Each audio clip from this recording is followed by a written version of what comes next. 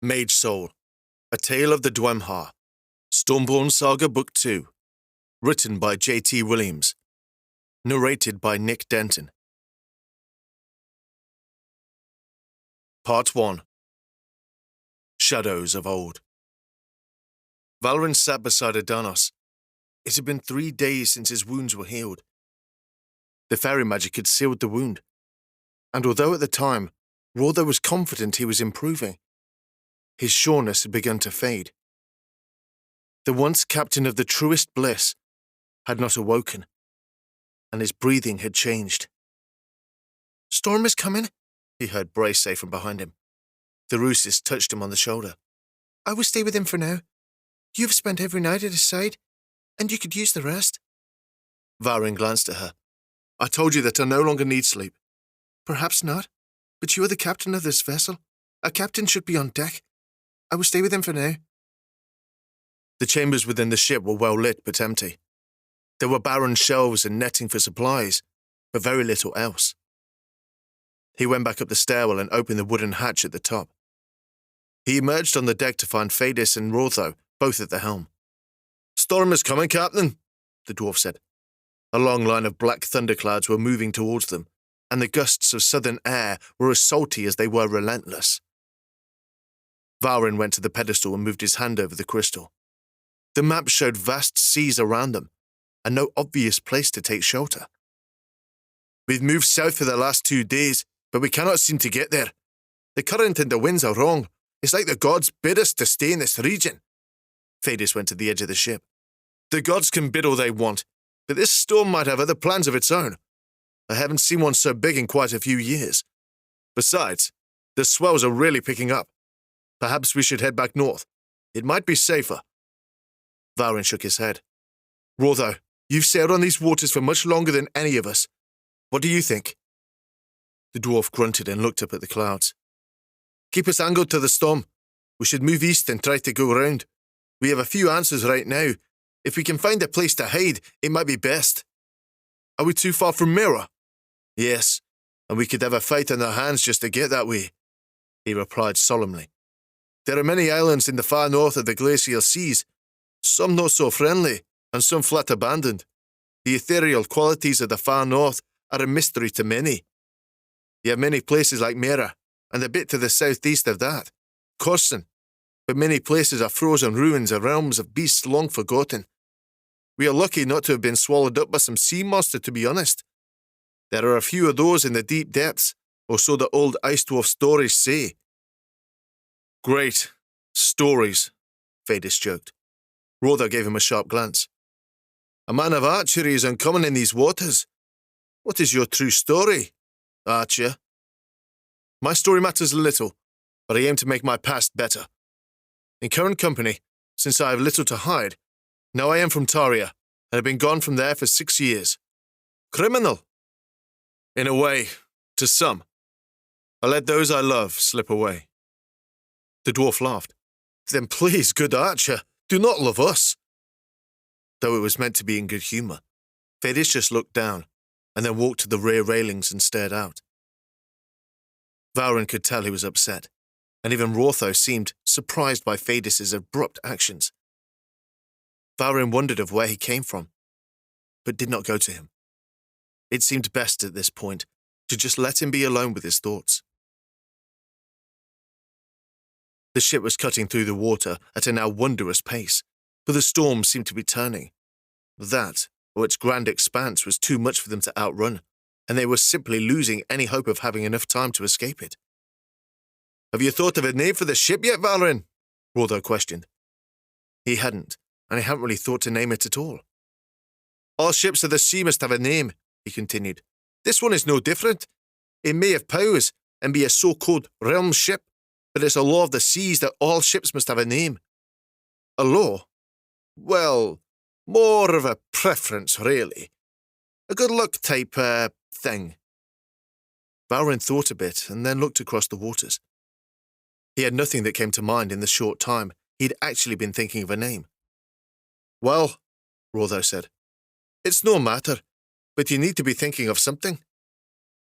As Valrin stared out across the water, he saw a haziness appear in the distance, The wind shifted, and Fadis ran down to the lower deck. "This storm is drawing upon us. I will tell Bray to prepare herself." Rotho shifted the wheel in his hands. The ship seemed to jerk against him. "The rudder is giving me a bit of a stubborn pull. Valrin, get over here. Come help me." Valrin went to the helm and tried to work with him to guide the ship. The waves were increasing in size, and the storm had turned the sky black. "This ship can cast fire from its sails. I don't guess you have any other tricks." Valrin grimaced as he pulled the wheel. "I wouldn't know where to start." The ship was overtaken with a showering rain. They began to lurch from side to side in the winds, and the sails began to glow before lowering completely. "What in the god throcka was that?" the dwarf said. "Where are our sails?" Valrin looked down at the crystals. He hadn't touched them. In this moment of distraction, a massive wave struck the ship, throwing him away from the helm. He rolled into the railings, and a large wave of icy water shot across the deck. He sat up and looked out at a series of flashing lightning. There was suddenly an island coming into view. Rotho had seen it too. He turned the wheel hard in an attempt to guide the ship, but it was no good. The ocean tossed them further, moving the ship with haste towards massive rocky cliffs. It was then, in the shroud of the storms, a water cyclone twisted out of the clouds and moved towards them. "Hold on to something!" Rotho shouted. The blast of ice, air, and water moved right up to the edge of the ship and spun them in a rapid motion. The island passed around them in a blur as they were tossed into a rocky cove, crowned with black cliffs and snow-covered ruins. The cyclone moved away from the cove, and the swell of the storms seemed to subside now that they were in this natural protection of the island. "I have never seen any of the sort. This storm has a mind of its own," Rotho shouted, coughing and soaking wet. Valrin got to his feet and looked around. "Dwarven ruins?" he asked. The towers of rock were capped with many structures with dark domes and many broken towers. The dwarf shook his head.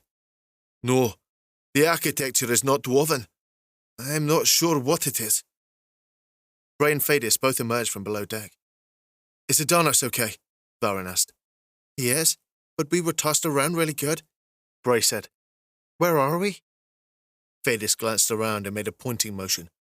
"I've seen ruins like this, but it was in the south. They are not dwarven or elven. Something else."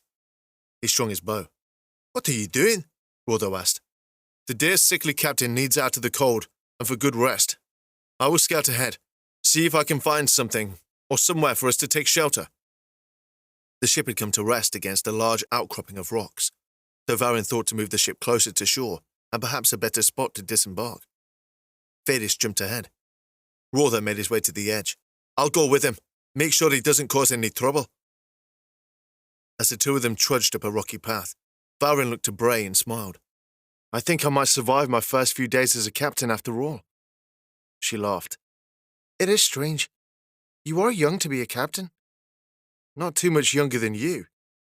"Well, you don't see me as a captain now, do you?" They both smiled again, and then Valrin looked towards where Adonis was. "I just don't understand. He won't wake up." Bray made a motion with her eyebrows.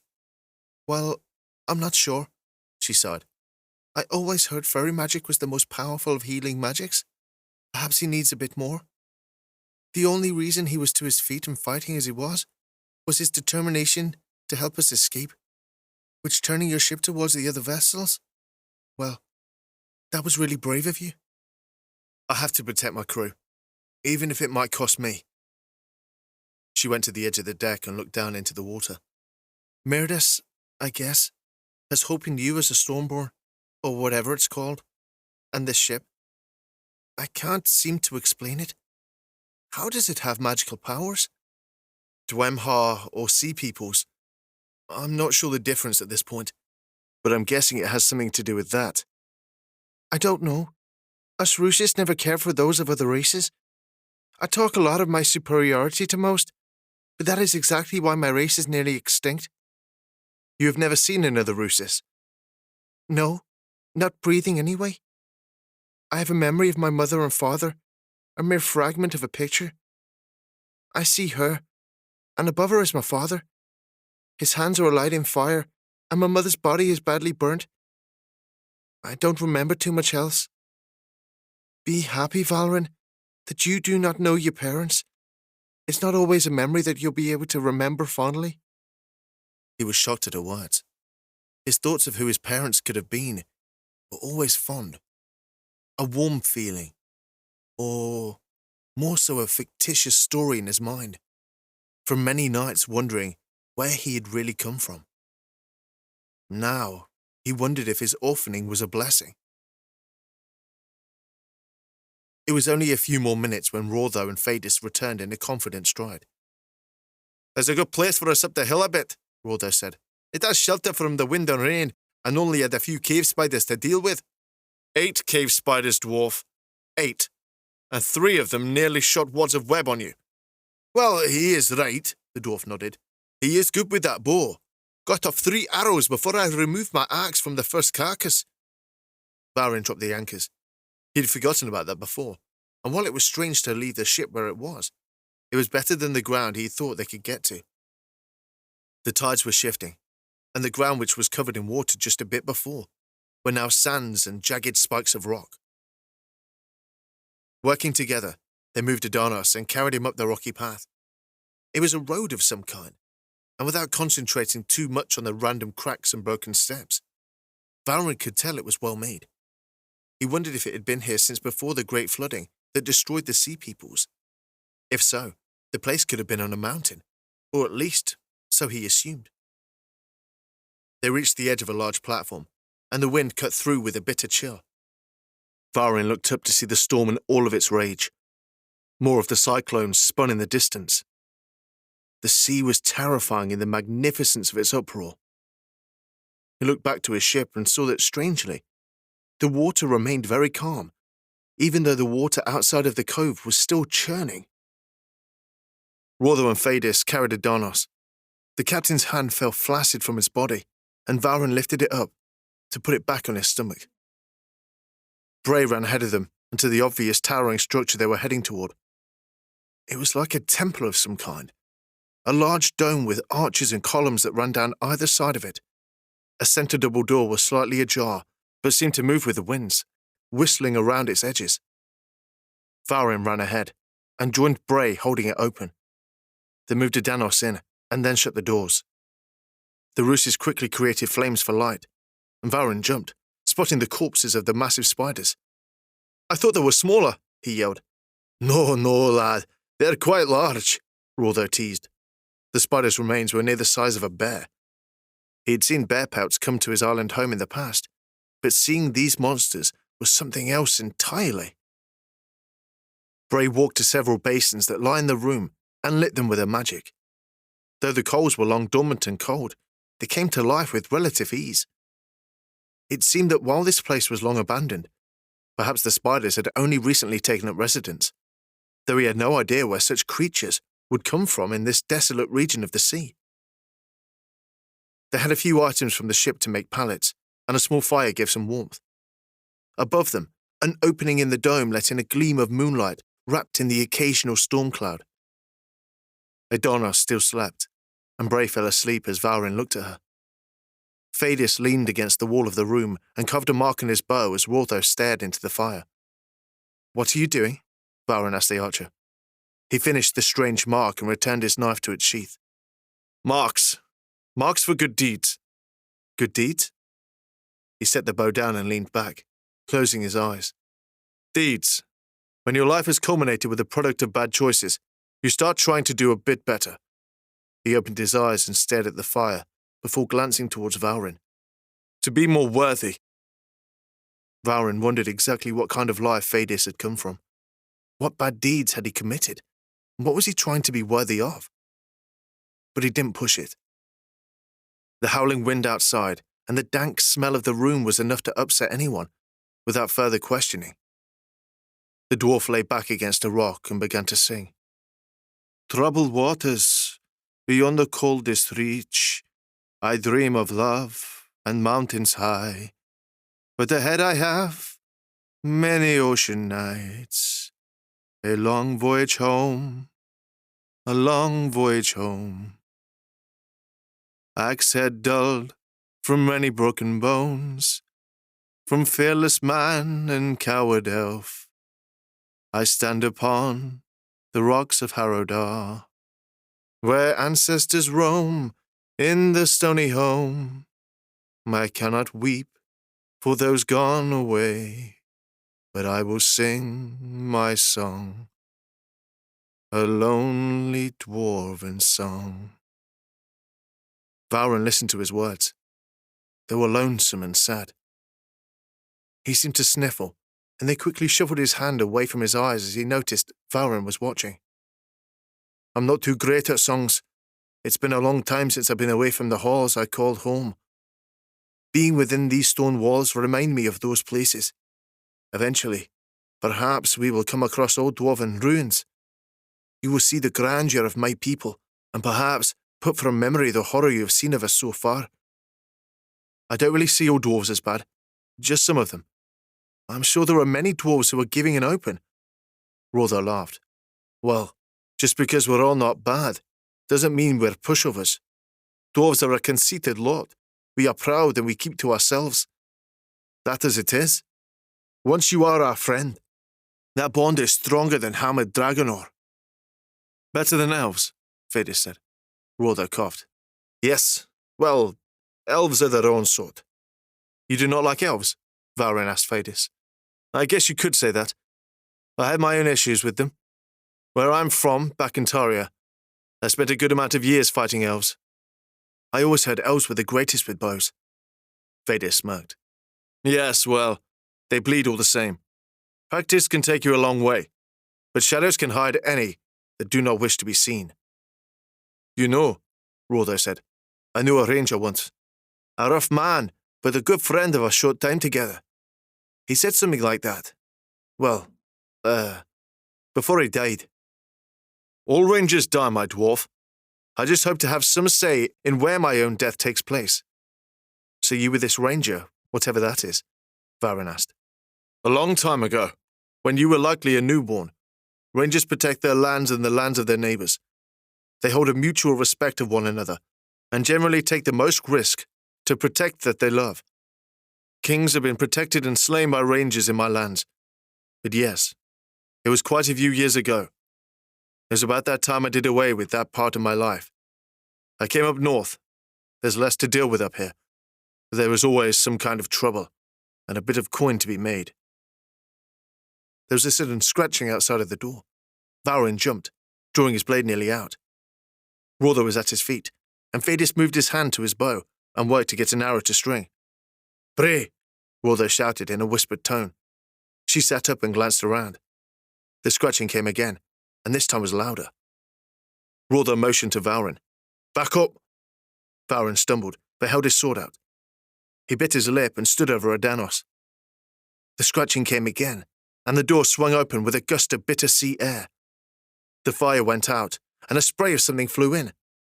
Spider acid! Rother shouted. Bray! The Ruthless cast a bright flash of orange flame towards the doorway and engulfed a massive spider. It screamed and crackled as it shrunk to a broken form. Its flesh was orange with melting carapace, turning into a gelatinous mass. Rother stepped forward into the doorway. His glare shifted to either side, and he sniffed the air as he took slow steps. There was a loud hiss, and he jerked right before slashing his axe into the attacker. Another spider came from behind him, and Fadis released an arrow, bringing the creature down. Valrin then looked beyond his friends and saw several red eyes in multiple spots in the distance. More of them! He shouted. Another volley of venom flew their way, striking the ground near Odanos and splashing the wall next to Fadis. The archer fired another 2 arrows at the approaching beasts. 2 fell, while a third hissed and jumped. Rother blocked with his axe, but the spider knocked him down.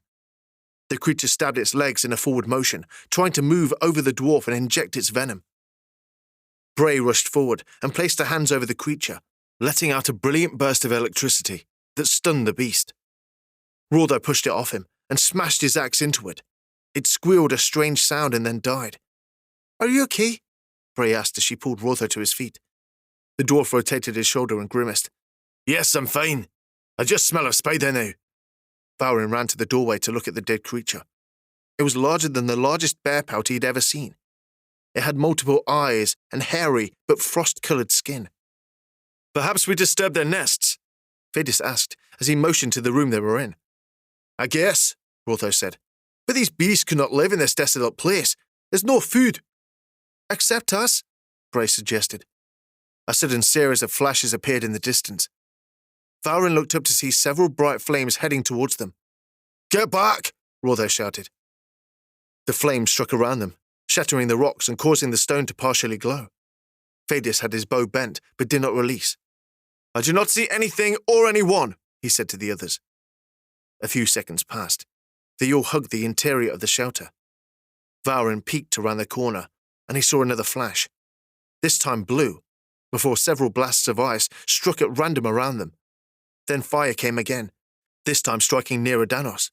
The stones around them began to melt. Rotho and Valrin ran over and pulled him out of the direct fire as another blast came in. Fadis leaned out and released an arrow. As soon as he was in cover again, another series of blasts of both ice and fire struck just near him.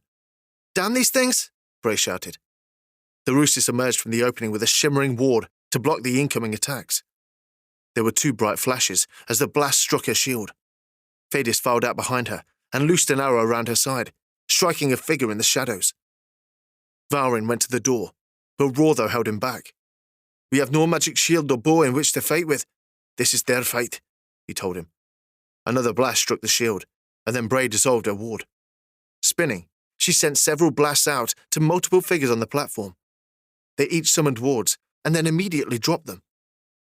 A voice from their right shouted out, "You fight as a ruthless, young one.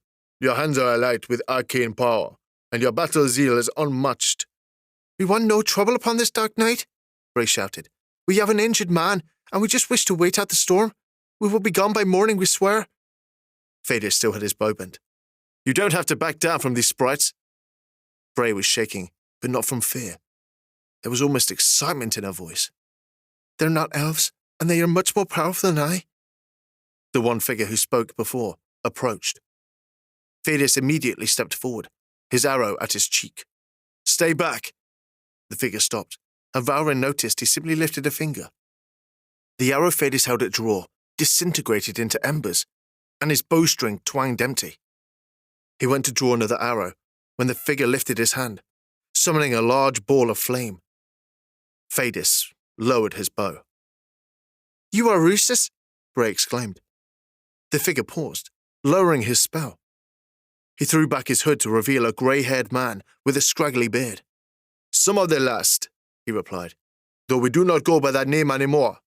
We are the keepers of songs, priests upon this lonely rock. While in deep meditation, we felt the stirring of the seas. A Stormborn has emerged, and the realm ship has a master." Valrin and Rotho moved out of their shelter and crept up to where Fadis and Bray stood. The man who was speaking immediately bowed. "They had said it would be a child. We all felt it as such. You are young, but long shall be your time upon the seas." The man then stood back up straight. "I am Lorlam. My brothers, these fellow monks have taken a vow of silence since your arrival. But know each of them meditate on your future, and we have our ways of providing insight to one another. I am Valrin of Trava, Stormborn." "Ah, yes, Stormborn. A child made in part from the souls of the sea peoples. That cult broke away from the Dwemhar long ago. Indeed, there is much mystery to them. It is our place to help you, or so it seems the waters of the glacial seas have told us." "My friend Danos, he is back in the shelter," Valrin motioned. "He is not well." Two of the ruthless monks went towards the shelter. "We will see to your friend," Lorlam said. "For now, you should all come out of this cold." Valrin saw Fadis looking around. "Are these spiders some magical creation of your magic? Or," he asked, waiting for an answer. "Or, they were our friends," Lorlam said, with a slight disgust in his tone. "You took one of the few places they seem to enjoy sleeping. They came to us around 2 weeks ago, floating on a block of ice, and nearly died. We cared for them, and were allowing them a place to live for the time being. It was quite a miracle to bring them back to full life from nearly dead. Fedis shrugged. Well, they aren't nearly dead now. Rother laughed and slapped Fedis on the back. Did you not have an injury? Valrin asked Lorlam. I saw an arrow strike one of you. A mirage. A spell on the mind. We were unharmed in our engagement. They both walked with Bray as she followed the other Rooses. Adonis was carried in the arms of the monks, leaving Lorlam and Valrin to walk at the very back. How young are you, Captain? How did you know I was the captain? Well, the realm ship has a captain bound to it. Since you are the Stormborn, that would make you a captain. The ship has many powers beyond that of a simple vessel. I assume you know of some of them already. They followed a pathway that took them back past the realm ship and to a large arched dome that made the previous one look like a small closet. There was a massive column in its center, and as they walked around, Valrin saw large torch basins and a hallway. At the end of this hall was a large door. I do know some of the ship's power. We dealt with the Barb King's dwarves, and Rugog. Lorlam nodded. I have heard the cries of the ocean and know of the dwarves. Is that who has cursed the Danos here? He isn't cursed, Valrin corrected him. He was hit with a poison barb, perhaps, but not cursed. I see. Well, poisons work on the body in ways that a curse does not. But there is truth in the other way of things, too. Reaching the doors, they noticed large, dark, circular metal handles with a slight sheen of ice on them. Rother opened the door and they entered. There was a rush of warm air that Valrin was relieved to feel. The room they entered was a cathedral of sorts. There were candles along all the walls and a massive library of books as far as Valrin could see. Much of the knowledge of the old world that we could find has been gathered here. We each spent over 100 years searching the lands for texts and manuscripts to collect and to guard and study. This is the complete sewing of our works. Rother and Bray immediately picked up one of the books.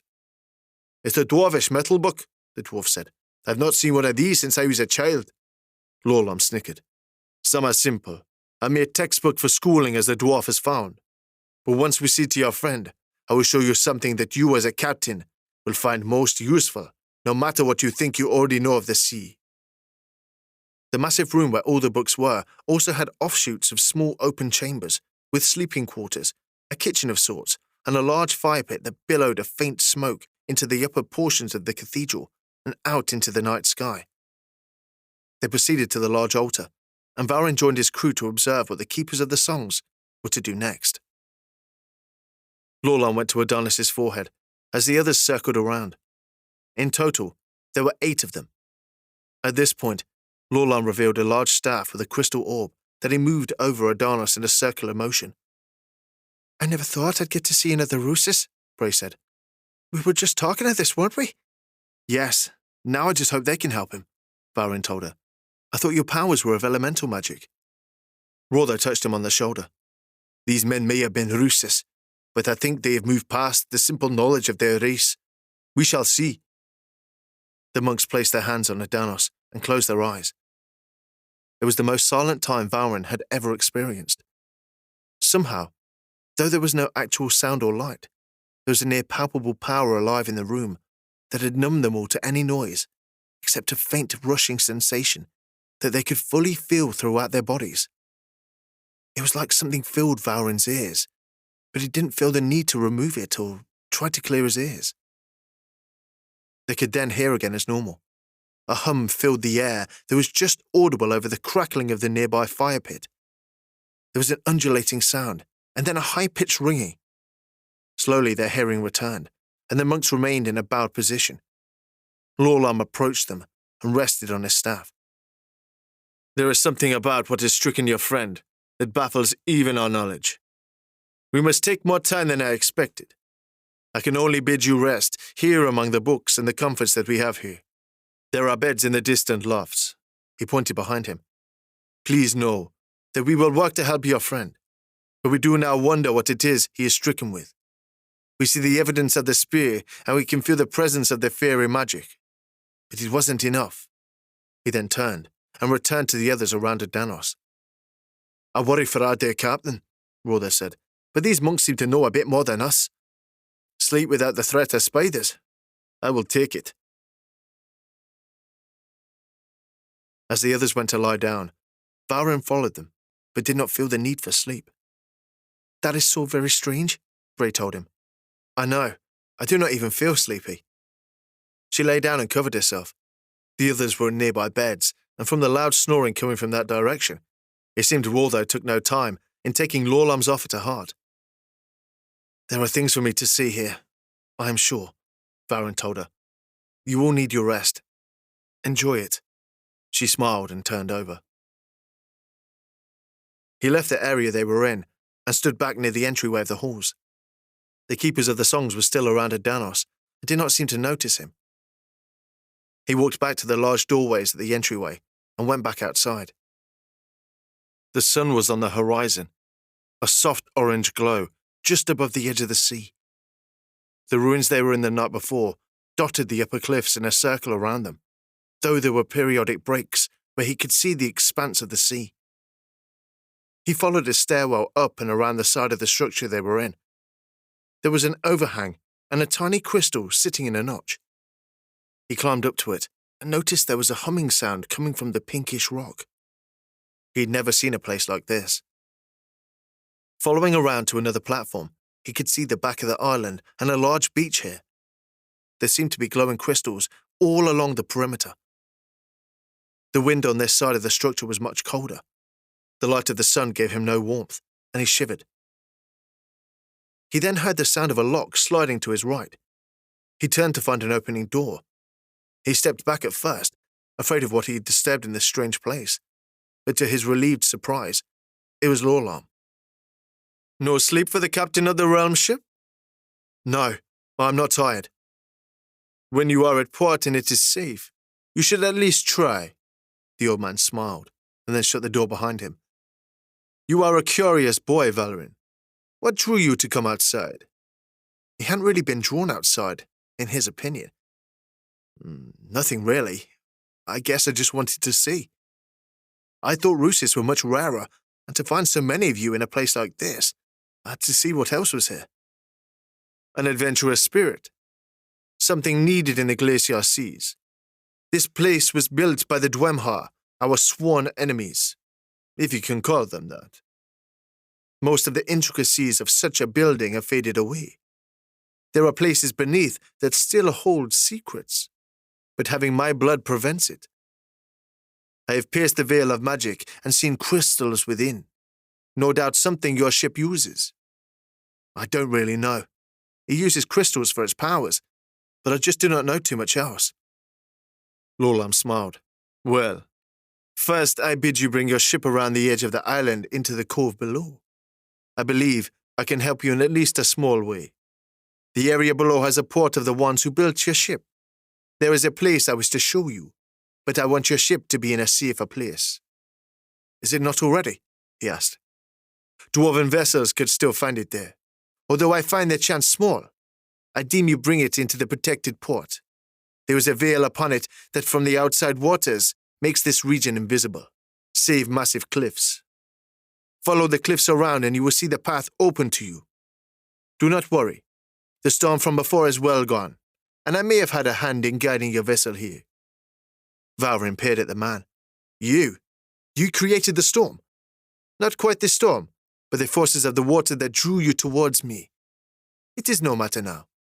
Just bring your ship this way." Valrin returned to his ship. It was a good but careful run to make it back to the vessel. He felt strange leaving the others, even though it was only for a moment. He had never been alone upon the sea, and pulling the plank up that led from the ship to the shore was a strange moment for him. It was hard for him to imagine ever being alone on the sea. As he went to the helm, he thought of what Lorlam had said. It was odd the Rooses had actually pulled him towards the island, but it did not seem he had any negative intentions by it, and thus far, he and his fellow monks were helping them beyond what just about anyone else could. He steered the ship away from the shoreline with only a bit of the sail up. The crystals below the helm glowed brightly. The water was calm outside of the cove. He turned to the right and began sailing around the edge of the island. The cliffs to his side were massive and dark.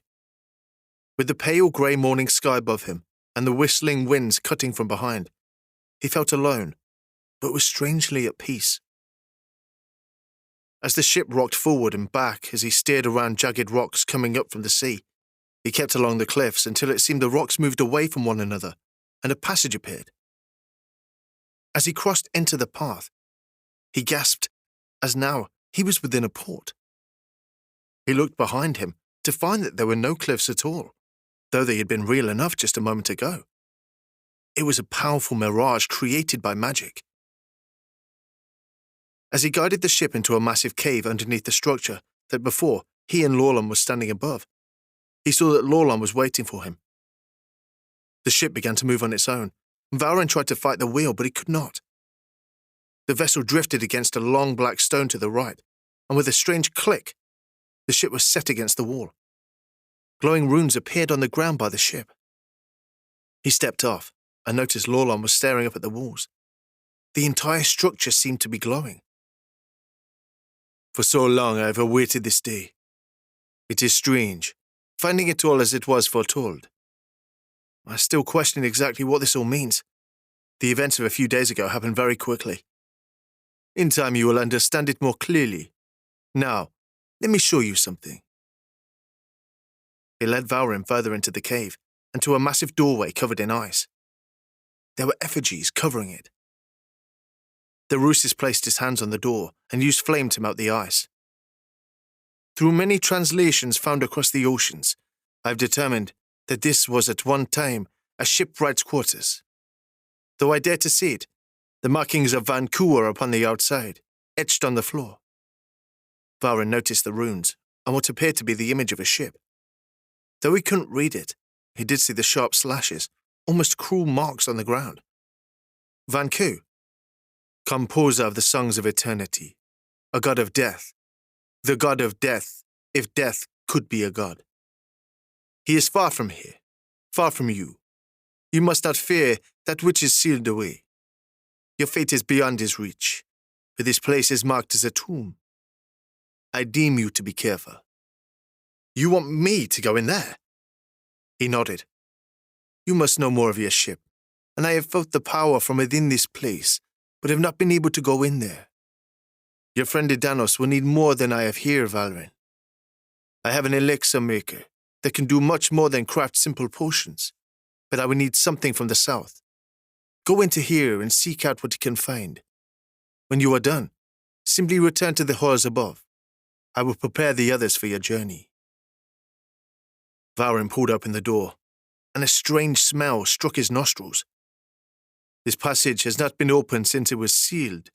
Lorlan went to reach into the doorway, and the air shifted, suddenly pushing him away. And it's one you will have to go into alone. Valrin drew his blade and stepped in. He looked back to Lorlan, who pulled an unlit torch from his robes. He lit the tip with his powers and handed it to him. Good luck, Stormborn. Valrin stepped forward, and the doorway shut behind him.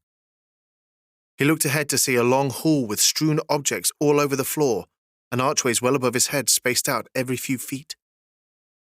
There was ice along the walls and no sense of warmth to be found. He began forward. His every step echoed down the halls. He looked around to large open expanses on either side, seeing what he thought was movement, only to see tattered cloth blowing from slight gusts in the boughs of the caves. It appeared as if the mountain rock itself had grown into the structure. The rock piercing through the ornate panels of the hall was sheer and pointy. There were several broken pillars littering the path and torn manuscript pages. He continued on, spotting several doorways, but finding them all blocked. He wasn't sure what to make of this place overall. He came to a large circular room and found the skeleton of a ship on a raised platform. There were crystals and ore lying about. A large smelter, long, cold and barren, took up the wall to the right, and large doorways flanked one another where the completed ship could be moved out. There was a single pedestal and a metal protrusion sticking up. Valrin sheathed his sword for the moment. There were no other rooms he could see, and so far the sealed passage had simply been empty. He went to the switch on the pedestal and took hold of it, looking around as if someone was actually going to see him touch it. He took a deep breath and twisted it. There was a rumble beneath his feet. The smelter to his right roared to life, and bright crystals in the corners of the room began to spin in place, giving off a radiant glow to the surroundings. A series of panels to his right opened along the wall, and he saw several manuscripts in crystals, like the ones on his ship, upon a large shelf made into the wall. He smiled and went over to the wall. He took one of the 4 books and thumbed through it. The language was that of the dwarves. He could tell that, but nothing else. But Rotho said the dwarves didn't build this place. He took the books away one by one. He did not know their significance, but he knew Rotho would be able to read them. He then went to the crystals. Lorlam told him these somehow helped power his ship. He would need them at some point, but as he grabbed the crystals, he heard a lever fall behind him. He turned, spotting something glowing gold on the opposite side of the room. He set the crystals down and drew his sword. At this moment, he wished to have someone else with him. Rotho, Phadis, Bray, any or all of them really. There was a strange scratching sound. He noticed that several golden lights moved toward him in an erratic way. There were 4 in total. As they drew closer, he noticed they were like small turtles, except metallic. One by one, they came to rest in front of him. They were mechanical. They had small gears atop their backs with blue crystals atop their heads.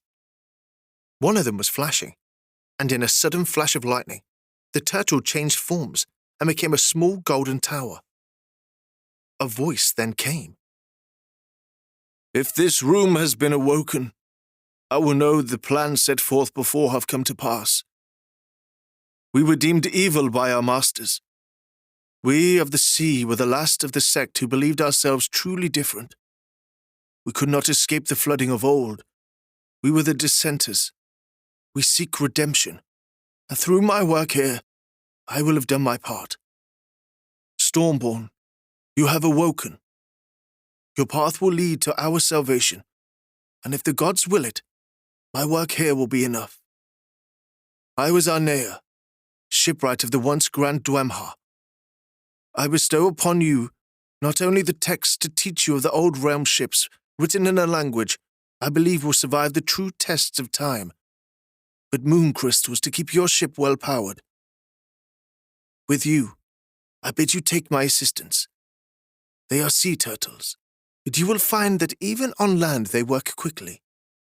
They can repair your vessel and will work to assure it stays floating beyond the days of the Stormborn. But to most, they will never be seen, and that is as it should be. Only another such as yourself can truly use the powers you possess. I bid you one last request.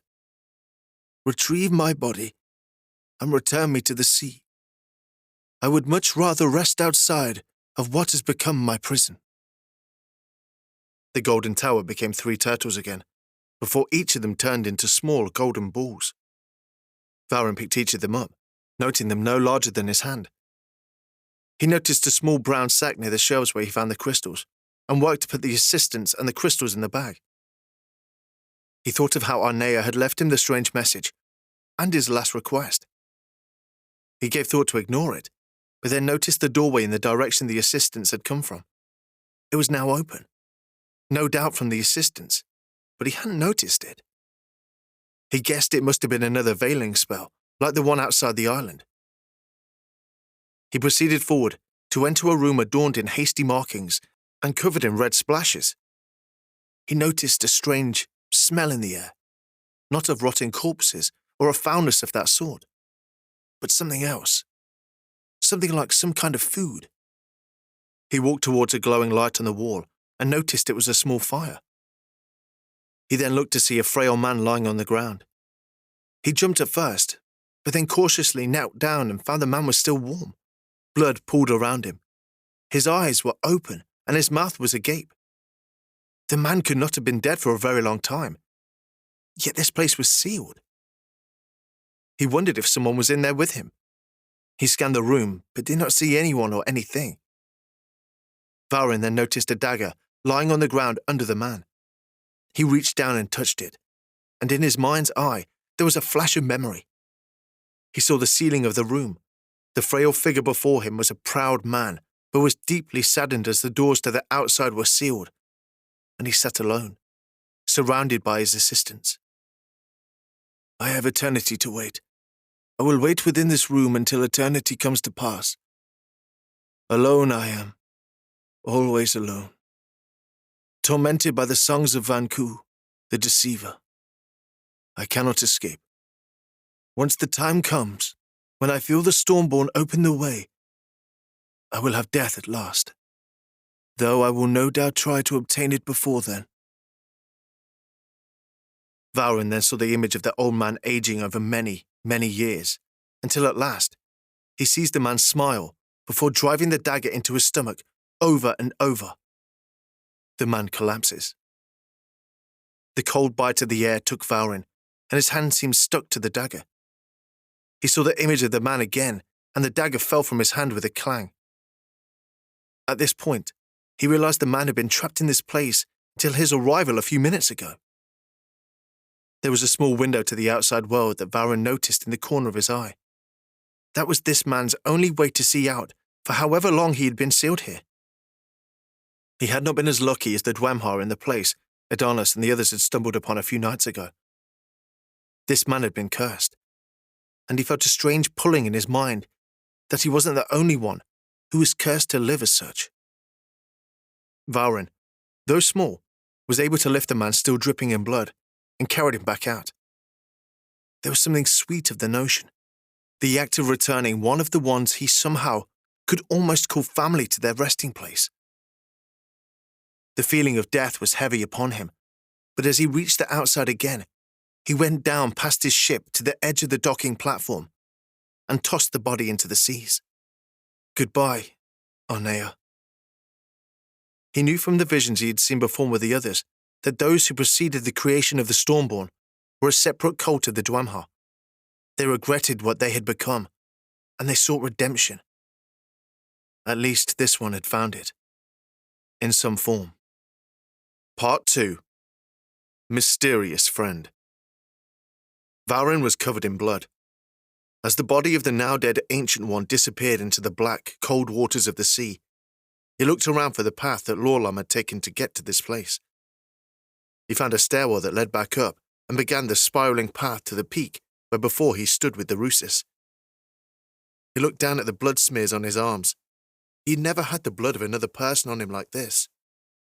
As discomforting as it was to him, he saw the honor in carrying out the final act wished of him.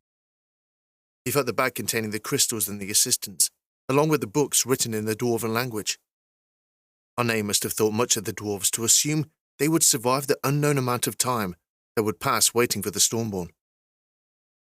He went back to the doorways to the halls where the others were.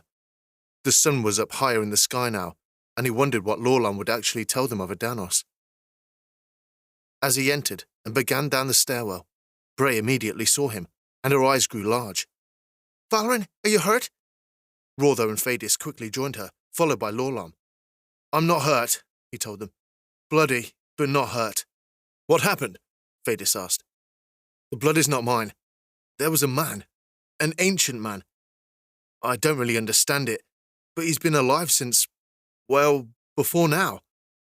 The place was empty and cold, but slowly I was able to determine some secrets." He handed the books to Rotho. "Written in your language, and from what I can guess, they will guide us with the realm ship. I also found crystals," he said, looking at Lorlam.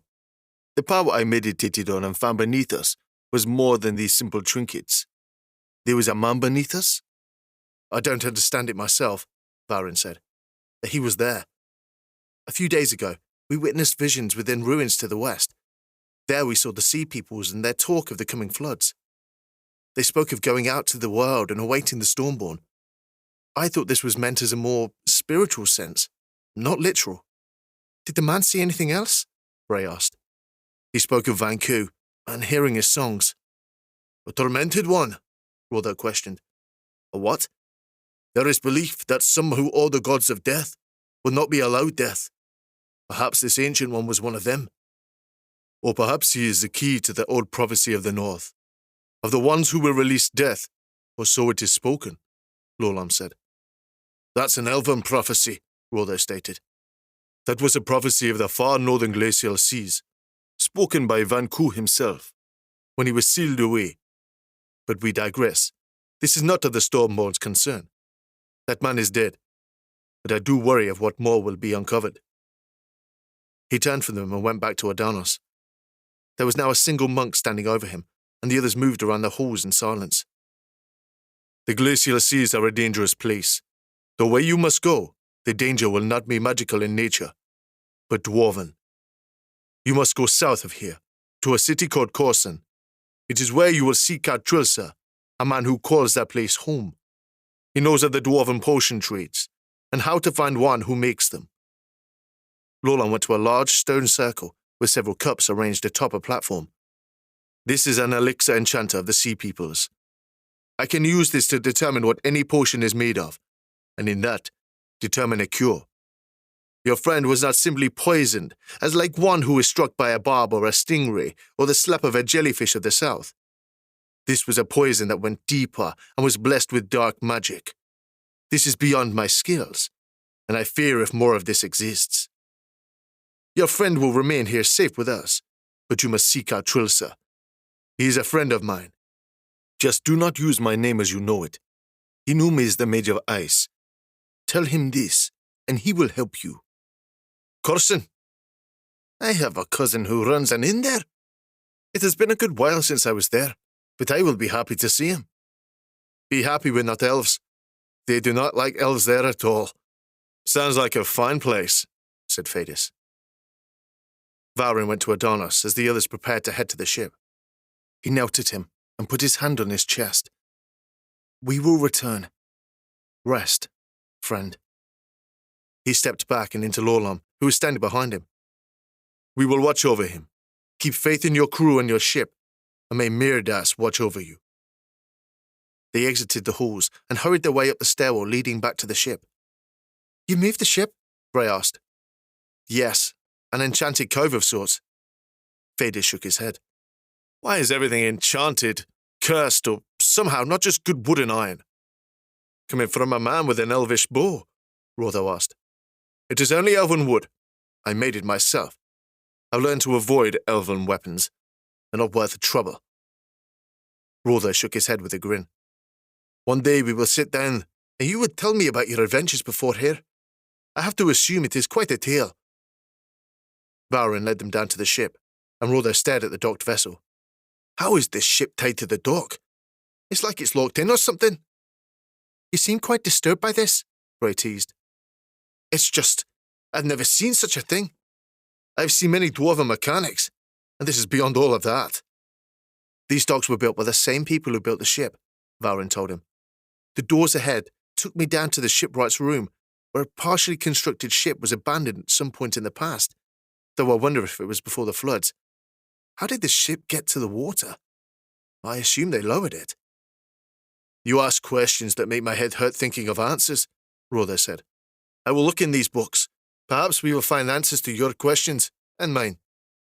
Oh, and the next time you're going on an adventure, wake us all up. I agree, Bray said. It wasn't an adventure, more like a small journey into a long-sealed place. An adventure, Rotho stated again. That's what you had. As Valrin touched the wheel of the ship, whatever hold was on the ship released, and the sails came up slightly as they moved away from the docks. They made quick speed, leaving the harbour, and Valrin brought up the map in the centre of the ship. He looked across the vast seas and noted Trava. Corson would be to the west of your home island, lad, Rotho told him. He looked over and saw an island. There, he pointed. Aye. As he adjusted the ship, the map shifted with them, and he could tell they were moving in the right direction. He manipulated the crystals near the map and was able to see a much greater expanse of the oceans, but most of it was unknown to all upon the boat. We've been to many of the islands of the lower glacial seas, Bray said, but the far north is known to be both icier and more dangerous. Adonis was always wary of going that way. The islands we were on before were still in that region, but it's my guess that's why the keepers of songs have been left alone. They also don't cause the dwarves trouble, Rotho suggested. I could see the dwarves seeking to add that place to their kingdom at the first notice of trouble. Then we must protect them, and show no dwarf save you ever finds out about them, Valrin said. The island became a mere outline behind them, and several new islands appeared in front of them. Each had its own look, character, and likely story hidden to the common passerby. There were penguins on one, and at least twice a seal emerged to watch them as they sailed by. The sunlight was a welcome sight, but it was nearing the time of year where it would not be out as long. As they travelled for a few hours, it became clear that they would make it to their destination sometime at night. Valrin had handed the wheel over to Bray, and it seemed that Rordo had learned something from his readings. "Let me see the crystals you retrieved," he said excitedly. Valrin pulled them from his bag and handed them to him. "It seems that these use moonlight to recharge the crystals of the ship. I have told you how the further northern regions of the sea have many secrets." Valrin nodded. "Well, these crystals have properties that allow them to pull radiant magic from the air itself. At least, when you are sailing in these waters. It takes in lunar magic in the air and somehow stores it as energy. Now, I assume if you were to go south of the waters, this effect will lessen and eventually fail. But that's what these are for." Rordo went to the back of the ship and moved his finger along the wood. A switch flipped down, and with a flick, he opened several compartments on the back of the ship. Taking each crystal, he placed them in literal holders that closed around the crystals, securing them. "Now, I've found a bit more about the helm crystals. The translations are rough, but I can tell you of the four main ones you have. The top one engages the weapon we saw before, the arcane flames, while the one at the bottom can raise a ward, similar to what Bray can do. There is also a lockdown for the ship, a type of security. The ship will only be accessible by you in this case, and it will be surrounded by an impregnable shield until you come near it." "That is strange. How can the ship have this kind of power?" "The best I can see, the sea peoples were using a mix of Dwemhar crystal magic with that of the ruthless magic and a bit of dwarven mechanics. I'm just now touching the surface, but at one time, these ships could do magnificent things. Even fly, if you can believe it." "Now come, dwarf," Bray shouted. "No ship like this can fly." Rordo thumbed through one of the books and revealed a picture of several realm ships at flight against a cloudy sky. Bray shook her head. "Well, if there is something this ship can do, then you might as well figure it out so we can get to Corson before dark." "That seems the problem, though," Rordo added. "The magic that powers the ship will go dark over time. I assume small actions will use less magic, but large actions, such as flying, if the vessel can't do it, would take a significant time to recharge. We should keep to the sea and to normal sailing actions as much as possible." "We don't need a fight," Valrin said. "But we should always expect one," Fadis said, suddenly, standing and looking out. "A dwarven vessel is to our left." Valrin and Rordo both turned to see a ship travelling west along the same path as them. Rordo took the wheel. "We need to keep our distance." The dwarf reached to where the crystals were and twisted a knob on the right side. "You can control the sails here," he told Valrin. The ship slowed its pace, and the dwarven vessel drifted further away. He turned them further north. "We will approach Cossum from the north. I would rather arrive late than be captured by dwarves. A nasty lot. Damn sea pirates." "Then we get to a place where your own cousin is?" "Yes, and we should be fine there. If we run into any trouble, I can easily take on a few angry dwarves. But I don't want to risk alerting the entire dwarven navy to our presence. They're no doubt looking for this ship, in whatever form they remember it." "Do you think Rugarg would have regrouped that quickly?" Fadis asked. "Oh, yes. He went back crying to the Barb King, and from there, they will search these seas for us. They may send Rugarg in his own groups, or perhaps they will have him hit up a few travelling pods of whales, while another bastard comes after us." "Where is the Barb King at?" Valrin asked. "He has an island chain to the east. They call the place Gurundothrak. It is a long mountainous region where his floating palace is suspended above the great open ocean, and it keeps him from being attacked. It is a marvel to see, to be honest. Massive towers scaled with the mountains, and chains stretched down to hold the abomination above an arcane enhanced stirring sea that makes short work of any approaching sea vessel. It's of the same design as the magics that protect Mera, but his is also active, and none who ever came up against him ever made it to the Palace of Thorns. He is protected by countless dwarves, and even more foul creatures, so if you had any thoughts of going after him, I say keep it for mind.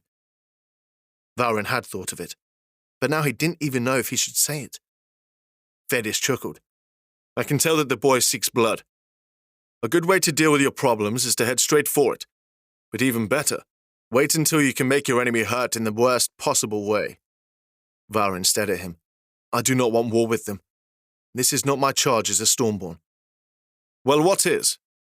Stop troubling the boy, or you can find yourself a new ship in Corson, Bray snapped. I do not mean to trouble him, but once Adanos is healed, we will need to move forward in a way that makes sense. We're not going to float around and see what dwarf finds us, and how we might escape again. No, Bray said. Once Adanos is better, we will seek out the ones of wisdom who hid within the world. We will trust Valrin. That will be with or without you. Fedis walked away from them. Valrin smirked at Bray, who did the same back. She was constantly standing up for him, but since they had met, it seemed like she was a bit more playful toward him. He kind of liked it. As Fedis went to the front of the ship, Valrin followed him. Thank you, he said. Thanks for what? It seems like I'm causing you more trouble than good. You're a faithful person. You have more than done your part protecting and helping the others. They might not like what you say, but you're trying to help.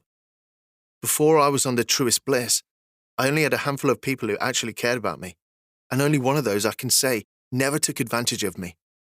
My Aunt Tua. She was a vampire and an elf, but she protected all of us in the end.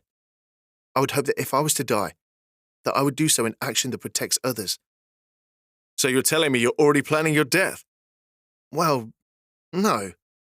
Listen, Valrin. I've seen enough death for the both of us. There is no honor in death. It is bloody, messy. It smells.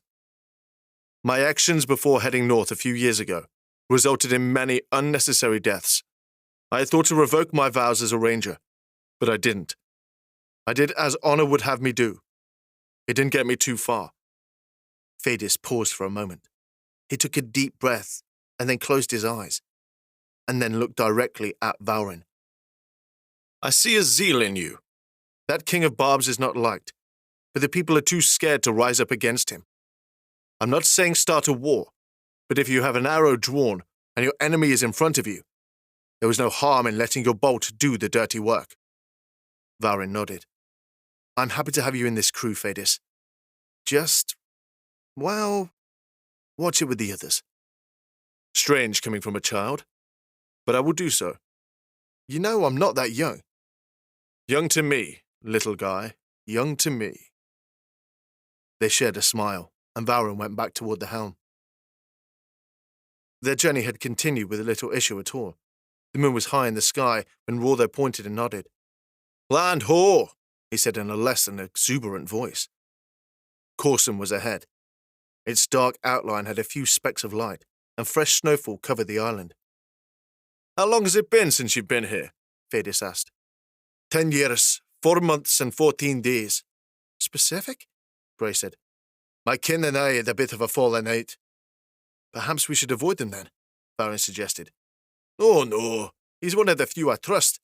He has a nice inn too. As they moved the ship around the west side of the island, they came to several wooden docks. Valrin looked up at the actual city and noticed a series of elevated wooden platforms and larger houses. There is another area to dock, right by the inn. We will go there. Rother guided the ship around the edge of the island to a separate inlet with a few small sailing ships and mostly empty docks. Generally, this is only for ships in repair, but my good cousin will not care. They pulled up along the docks and threw ropes to tie off. Fedis jumped off first, followed by Bray. Once the ship was secure, Valrin and Rother joined them. Rother pushed himself to the front of the line. Come on, he said, making a motion with his hand.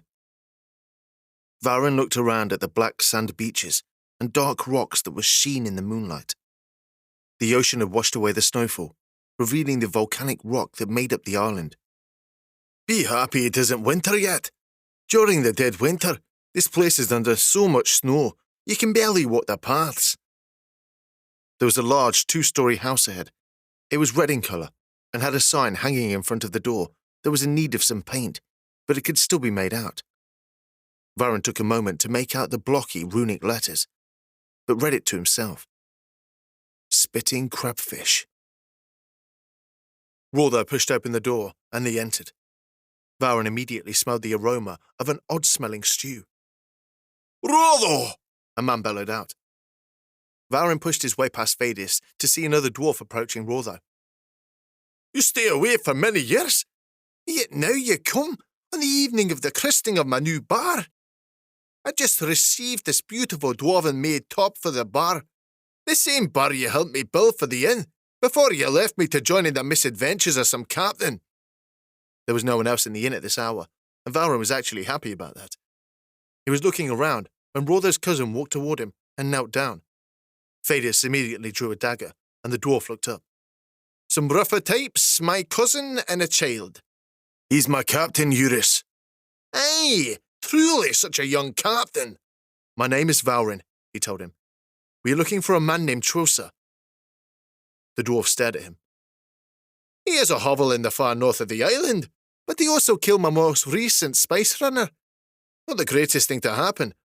I've been making a point to cook more for the locals, and well, fish becomes bland in time. I will need to find another to go south." "We're not here to run spices for you," Rother said.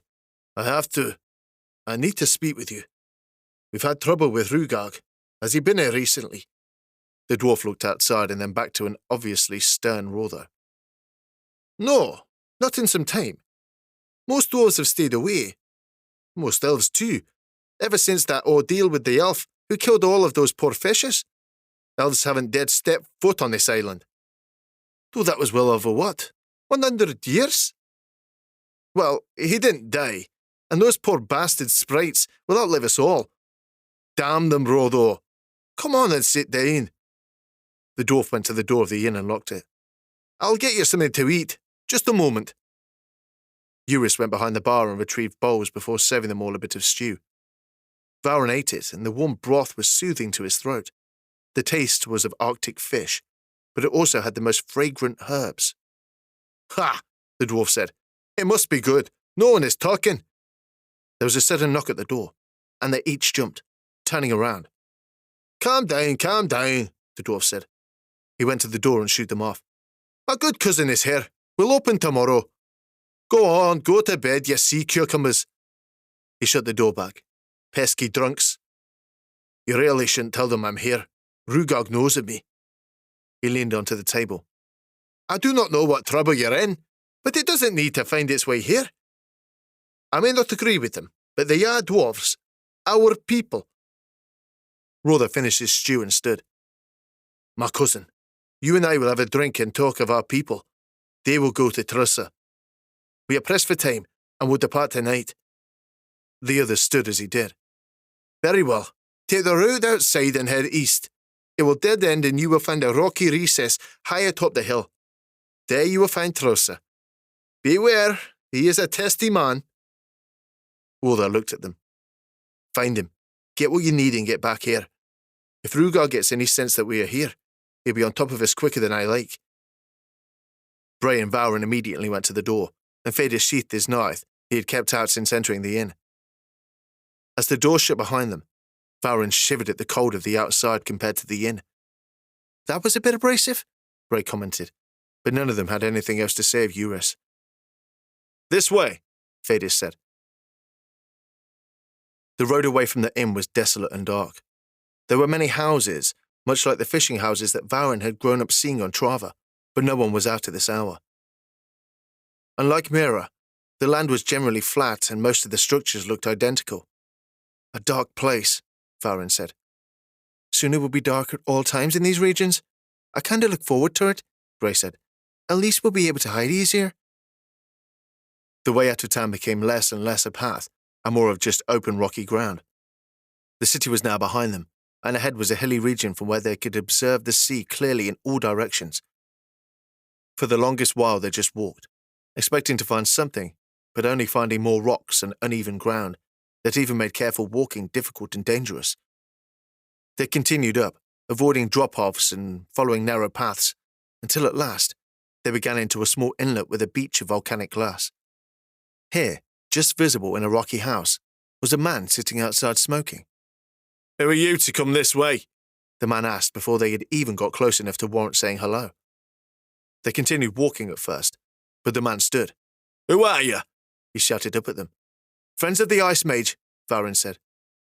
There was silence, and the man set his pipe down before hobbling toward them. "You know the Ice Mage?" he asked them. "Yes, and he needs your help." The man quickly turned away and went into his house. They paused for a moment, unsure of what they should do. "So what now?" Bray asked. Valrin went forward, leaving the two of them, and headed directly for the house. They ran to catch up with him, when just before the house, the sand gave way and they fell straight down, landing in a shallow cave just above their heads. "What in the—" Vadis began as he pushed himself up, but the man came to the opening. "You fell for a simple trap, and I'm supposed to believe you are friends with the Ice Mage." "We are," Valrin said. "We need help with something. Our friend was struck by a strange poison." The ground began to move beneath their feet. "I know something about poison, but have you ever heard of a seaweed trap?" The ground began to upturn, pieces of sand and shell churning in the bubbling water around their feet. "No, we haven't, but this is hardly something we are curious about," Bray said. The man above them laughed. "You will soon learn what it is."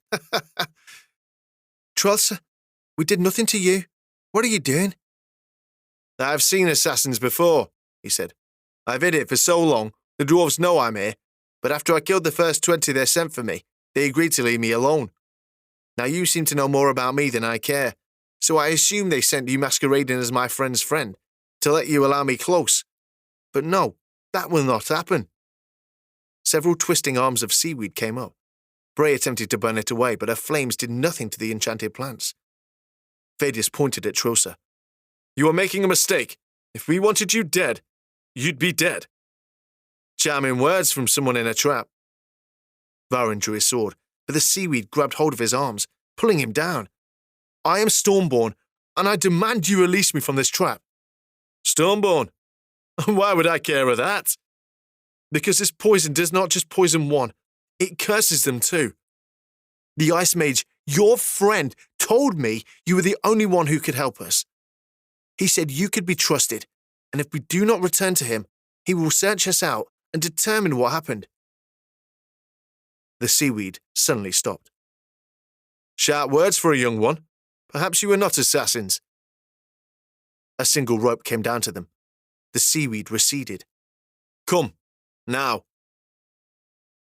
They climbed back out to see that Trulsa was again smoking his pipe.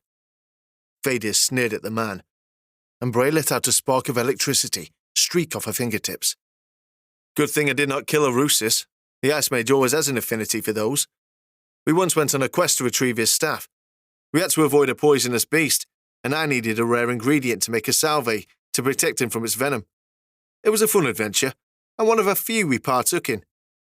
"Why treat us like this if we know the name of your friend?" Bray asked.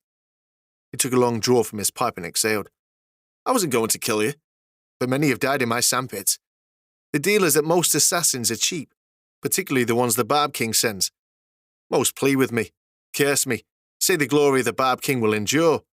I'm used to that. You three are different, using words like Stormborn and such. I'm curious of that. I do not know that term." "It doesn't matter the words," Vadis said. "The boy told you of a poison. How can you help us?" "You were sent for Evern, in truth, dear man." "Evern?" Valrin asked. "Yes. Another poor man. Elf. He's from the far south. Narasond, I believe the city is called. He lives further south than this. You would draw close to dwarven places going that way, but if you're friends of the Ice Mage, you no doubt will be fine. Evern deals in the more odd potions. I know a good deal, and I am an expert, if ever there was one, but Evern is a true master of plants, poisons, and the like." "How do we find this elf, Evern?" Bray asked. "Just dead south from Corson, you will see an oddity in the sea. A mushroom, green in colour, dots the island, giving it a strange appearance to the stark white and black of the glacial seas. I do challenge you not to eat them either. I had a friend do that once." "And?" Valrin asked. "I said, I had a friend do that once."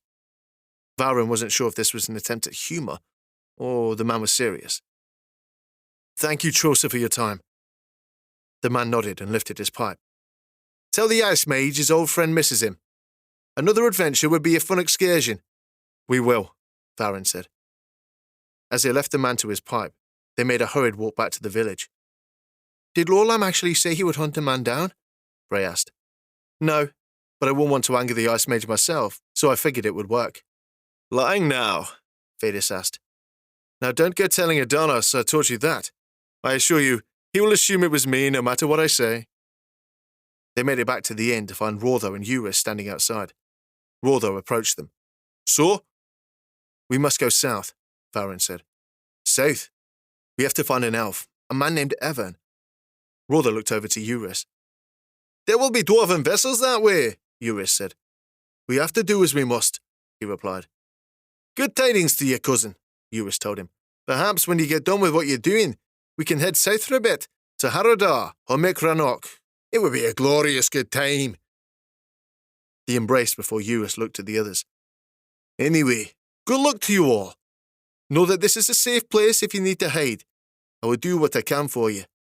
The dwarf went back into the inn, and they headed for the ship. Did you have a good conversation with him? Bray asked.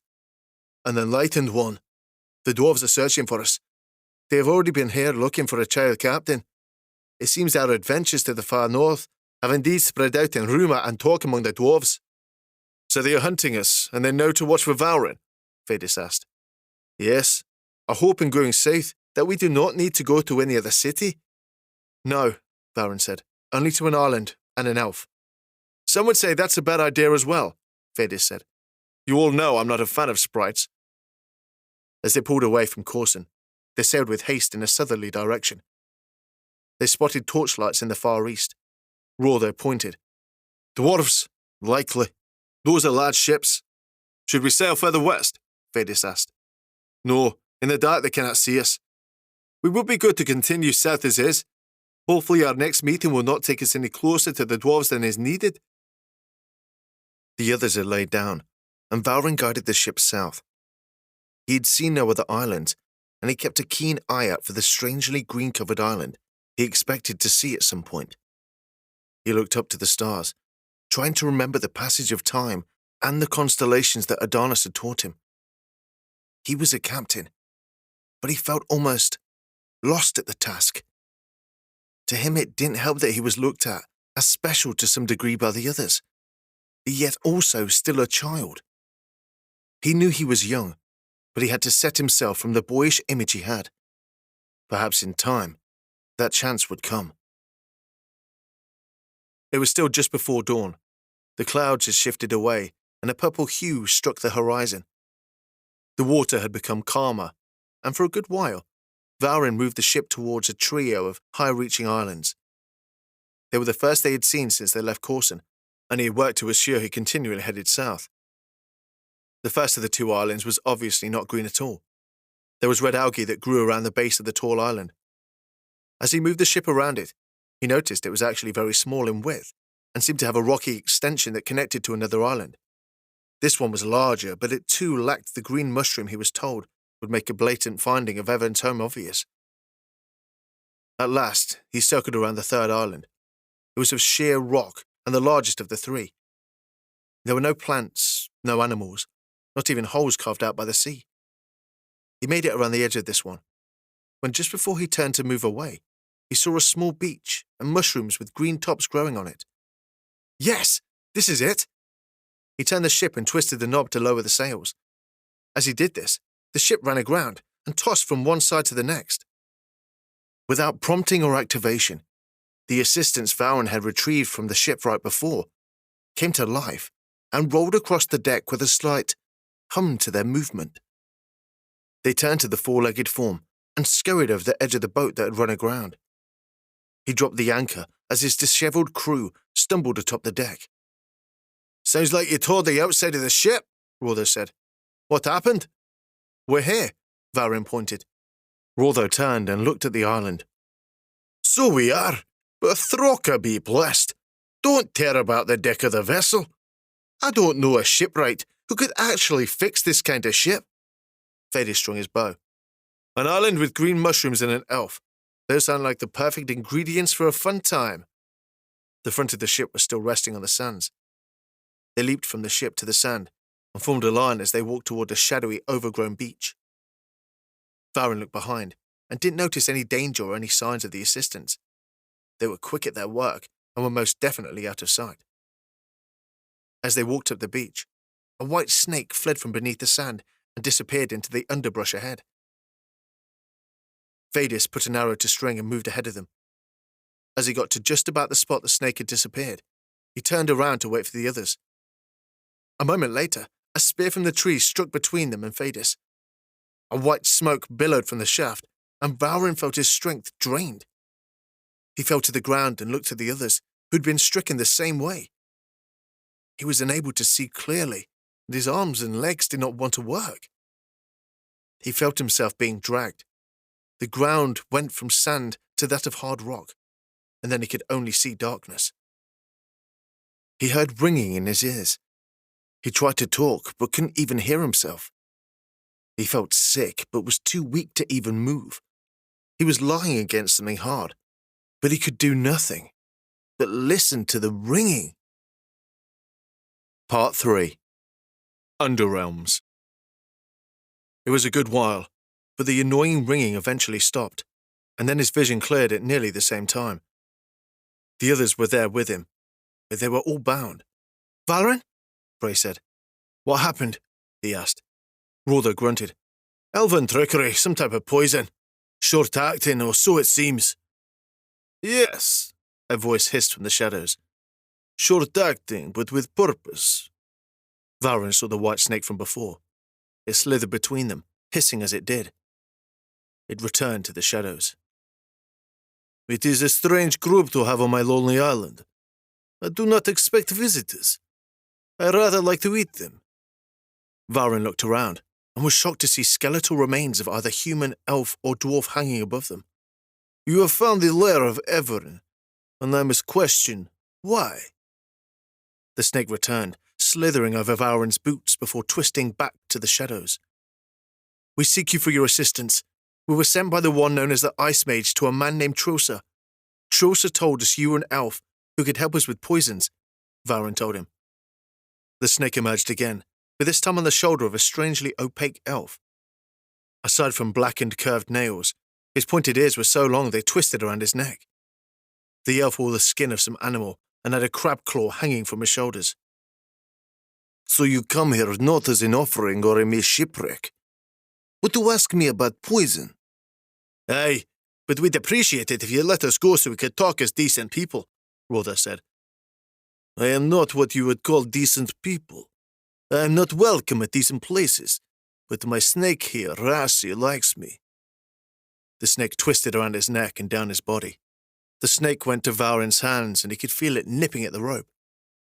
"Rassi likes you all, but I still think it would be better roasted. The bones of dwarves have a hardy compound for a lethal poison." Valrin's hands were freed, and he stood. Rassi slithered over to Bray next, and began to bite at the rope holding her. "I free you," Evan said, "but I do so out of happy hopes that you will not kill me. I am no mere elf as they would call me. I am a shadow elf. We are known to be dangerous." "I've never heard of a shadow elf," Vadis said. "It is good then. We were assassins once, a typical profession for the name, but most of the shadows never live as other elves in trees of the blessed Aether, or in decent places." They were all free now, and though Vadis made a motion for weapons, Rotho dissuaded him. If Evan wanted to kill them, he would have done it. There was no reason to provoke him. "Come with me," Evan beckoned. They followed the elf deeper into the cave system. Luminescent bugs scurried along the walls around them, and the elf lit their path with a staff that glowed in orange color.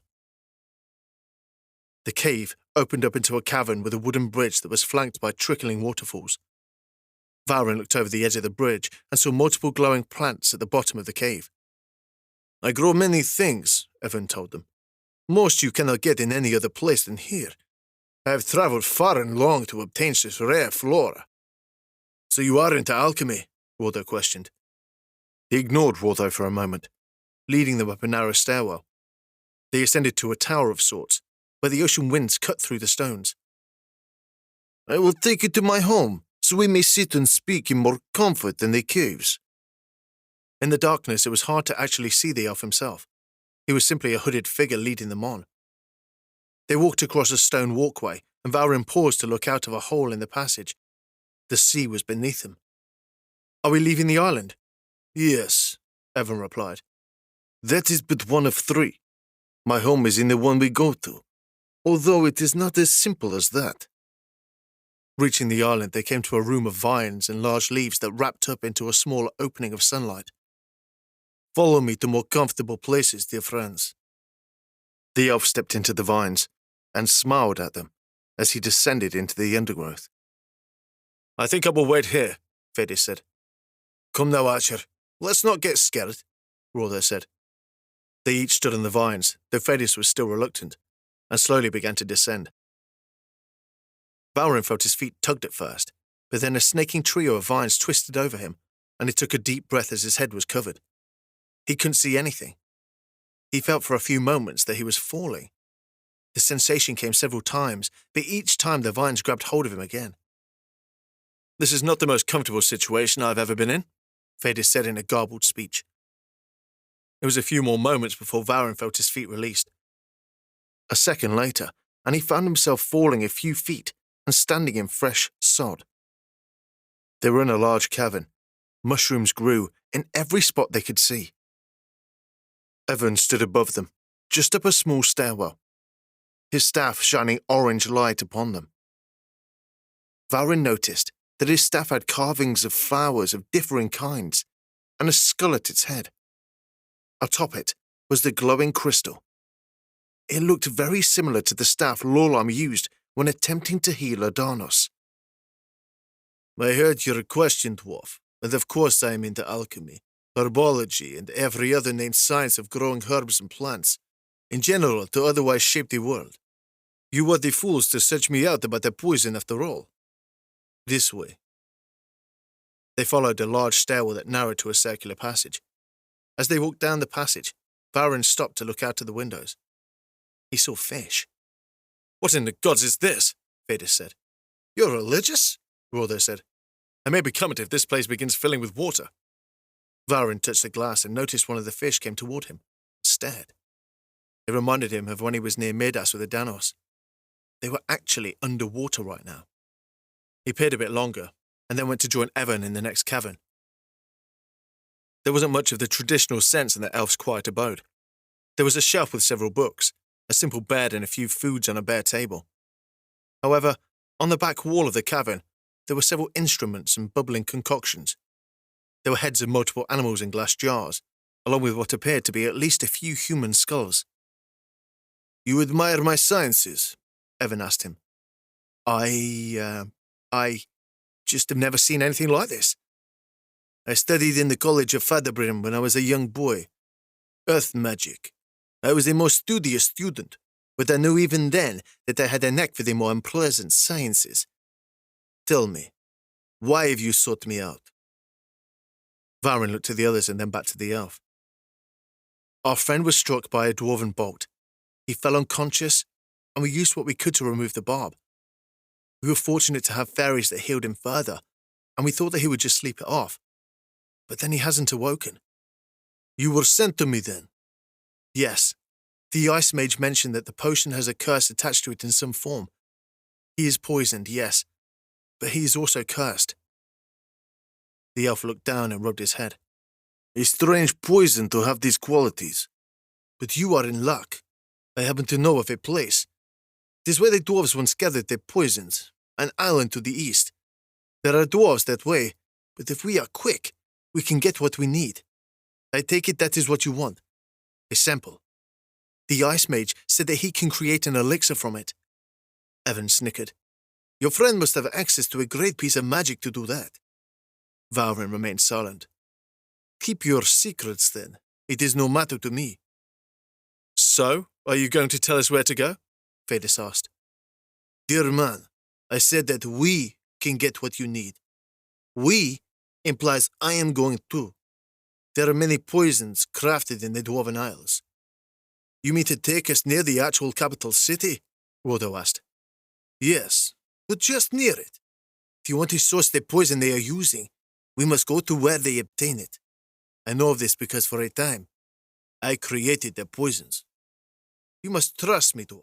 I know what these bastards of the sea do to those who come against them. I had questions of your allegiances, but now I know you wish to avoid them as well. Evan let his snake curl up and around his staff. My home will be well without me. The fungus needs to grow. They need their time alone, and to be without my constant tinkering. Evan said little else. He gathered a few trinkets into a bag and donned a robe before pushing them back through the passage towards the vines. Who built this place? Rodo asked. Who else? Me. It is not dwarves alone who can craft. I sometimes close up my home in my mushroom cavern and take to the sea to find rare shells and maybe a fish for dinner. It is not often I get the unlucky dwarf or elf who is marooned on my island. Evan chuckled and stood beneath the vines. Valrin and the others joined him, and they were pulled back up. Valrin couldn't decide if going up or down was actually worse, but it was actually faster the second time. They made it back out through the cave and across the miniature jungle-like region of the larger island. You do realize it's too cold for anything you have here to make any sense? Bray asked the elf. Finally, the quiet one speaks. If I had known you would ask such a foolish question, I would have not desired you to open your mouth. Evan pointed up to the edges of the cavernous expanse that covered the actual trees. I have spells in place that feed the trees and provide a way to regulate the careful climate I need, along with a ward to protect it from the cruel cold winds. Have you for not noticed that it is not cold in most of my happy home? Valrin nodded. I had. Nope, you didn't notice. And people wonder why I disappeared. I cannot stand people. Evan boarded the ship on his own with the others following. You have a nice ship. A strange ship, too. Perhaps there is more mystery here that can be revealed. You mentioned Trilsa, a man in Corson, but you also mentioned an Ice Mage. I do think there is much more than you have spoken of. He stared at Valrin with a questioning glare. Perhaps, Valrin told him. Once they had boarded, Valrin pulled the anchor and allowed the ship to be pulled away from the shallow docking he had performed. Rodo was on the bow of the ship and looked over the edge. No damage that I can see, and I didn't see any before, so I guess your little crash was okay for the ship. Little crash, Evan said. Rassi was nearly crushed by your behemoth smashing into the sand. The snake appeared out of one of his sleeves and slid across the deck of the ship. Did the snake have to come? Fadis questioned. The snake is more valuable to me than any of you. If you want my help, you will be blessed to have Rassi with you. She is an albino Arctic water snake, but she has been with me for so long. She is beyond a simple snake. Pray that you do not need to see that. Valrin guided the ship to the east. He went to actually switch on the map, but Rodo shook his head. He is a stranger, and I would prefer he did not know every secret. Evan was sitting cross-legged on the front of the ship and humming as his snake circled around him. Bray stood somewhat behind him and actually knelt down to try and pet Rassi. Don't encourage it, Fadis said. Rassi slithered toward her and brushed her hand before returning to her master. Captain, Evan said, keep your ship heading east until the evening. We will come to a large island with ruins of a dwarven tower. It is there. I worked for many years gathering herbs and developing poisons for the Barbed King. How close were you to the man? Valrin asked. Very. So close I could have attempted to poison him, and I might have poisoned his wife. Is that why you're hiding? Rodo exclaimed. You tried to kill him? I did not try. I did. Just because his body is alive does not mean his heart is. I struck him harder than the hand of death upon its own self. He never knew it was me. I set fire to my home upon the island, and dragged a corpse onto it to make my disappearance easier. Dwarves are a superstitious lot, especially these dwarves. The Barbed King became obsessed with finding rare artifacts. He once poisoned an entire island of men just to convince the patriarch of the island to unlock a door. You mean you poisoned an entire island? Fadis stated. Indeed. Evan looked at him with a discerning eye. You make many statements, man. I sense you do not like Evan and Rassi. Your snake is fine. I have issues with elves. As do I. It is why I eat them. Have you ever tasted the blood of those otherwise eternal? Thetis became silent after that. They made swift time, spotting an island ahead. Valrin pointed it out to Rotho. It seems we have found it, he told him. Rotho walked to the bow and seemed confused as they drew closer. Everin, you said this was a dwarven ruin? I did, he said, still sitting on the deck. There is a large construct, and I do not believe its ruins any longer. Evan stood and looked out towards the island. They delved into the mountain? He said. Not surprising, Bray commented. Dwarves tend to do that. Not that mountain. There was a darkness upon it. It kept them away. They didn't even like visiting my lab back then. Indeed, this has become more difficult. Valrin, take us south. There is another place we can hide until dark. I dare not approach that place while any light is still upon the sea. Valrin turned the wheel hard, taking them south and towards an outcropping of rocks. If they had been spotted, it wasn't obvious yet, but he guided the ship into the towering formations. As the ship slowed, they began to be tossed by the rolling waves of the ocean. Cast off anchors, Evan commanded. The Shadow Elf had a much more serious demeanor now. He tapped his staff on the deck of the ship and Rassi curled up it. We will wait, and then we will need to figure out our next path. I cannot stress now the importance of your work, Stormborn. Valrin looked at Bray and Rotho. He walked toward Evan. How did you know? Really, you question me. A realm ship with a boy captain? It may be eccentric by some standards, but I know the prophecy of the Stormborn. The Bab King was obsessed with it. My concern now is that his obsession has driven him to doing something else. If he has delved into that place, he said, pointing towards the other island, then he is willing to risk much. The Barb King thinks he is you. He believes he is Stormborn, but he believes too that he is meant to rule. Boy, I do not care for your purpose, but I know what terror was within that place. Many islands of the glacial seas hold secrets. That one was a coven of witches. Witches from the south, the far south. Itsu magic, or so they say. Itsu? Rotho asked. They have been gone from our world for some time. They can still be felt, still be learned of, and still be researched if one tries hard enough. The magic within that rock, the souls of the damned trapped beneath, that is what powered the crucible for my poisons. I had no desire to seek out that power, but if the dwarves have, we must be on our guard. Evan went to the edge of the ship. We must wait for darkness, then we will determine our path. As they waited for the sun to go down, Rotho studied the dwarven books Valrin had found, while the others went down below to make a bite to eat. It was a simple enough dinner, but cold. A rolled mash of minced fish and a dash of spice. Bray had started to make some hot tea, but a passing-by fishing vessel scared them into dousing the fire and instead remaining still. Darkness fell, and Evan pointed to the island. Now, Valrin, I bid us go. They pulled up the anchor and began back towards the island. They could tell from even afar that there were many watchtowers and high walls. Though made of wood, they would still prove enough to keep them from easily scaling them. A patrolling ship made its way around the island. Valrin made a careful turn to avoid it. The old port is walled in, Evan said, but they have an option for us. There are caves that they do not know of. We can go that way. Though there are still risks, it will have to be enough. Where is the cave? Rotho questioned. Beyond the outlooking reach of the walls on the east side. Valrin looked towards where Evan directed, seeing a bluff and sheer cliffs. He guided the ship that way. The caves will work, Evan continued. There is a passage within that leads up to my old lab, and the source of the poison. It is an effigy of the demigod of Itsu. Has anyone heard of Varika? That is a word for spider, at least in dwarven, Rotho said. Close enough, but her poison is of the most potent. I would dilute it with less harmful ingredients.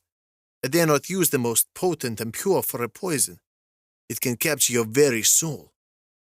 Once you drain the victim of blood, you could enchant powerful objects by bathing said objects in the blood. Or as a vampire, you could drink it and gain a knowledge. A useful skill for some. Where is this cave? Fadis questioned. I see no breaks in the rock. Valrin moved the ship along the sheer side of the bluff. Drop your anchor, Stormborn. Valrin did so. Evan shed his robes and secured a satchel around his neck.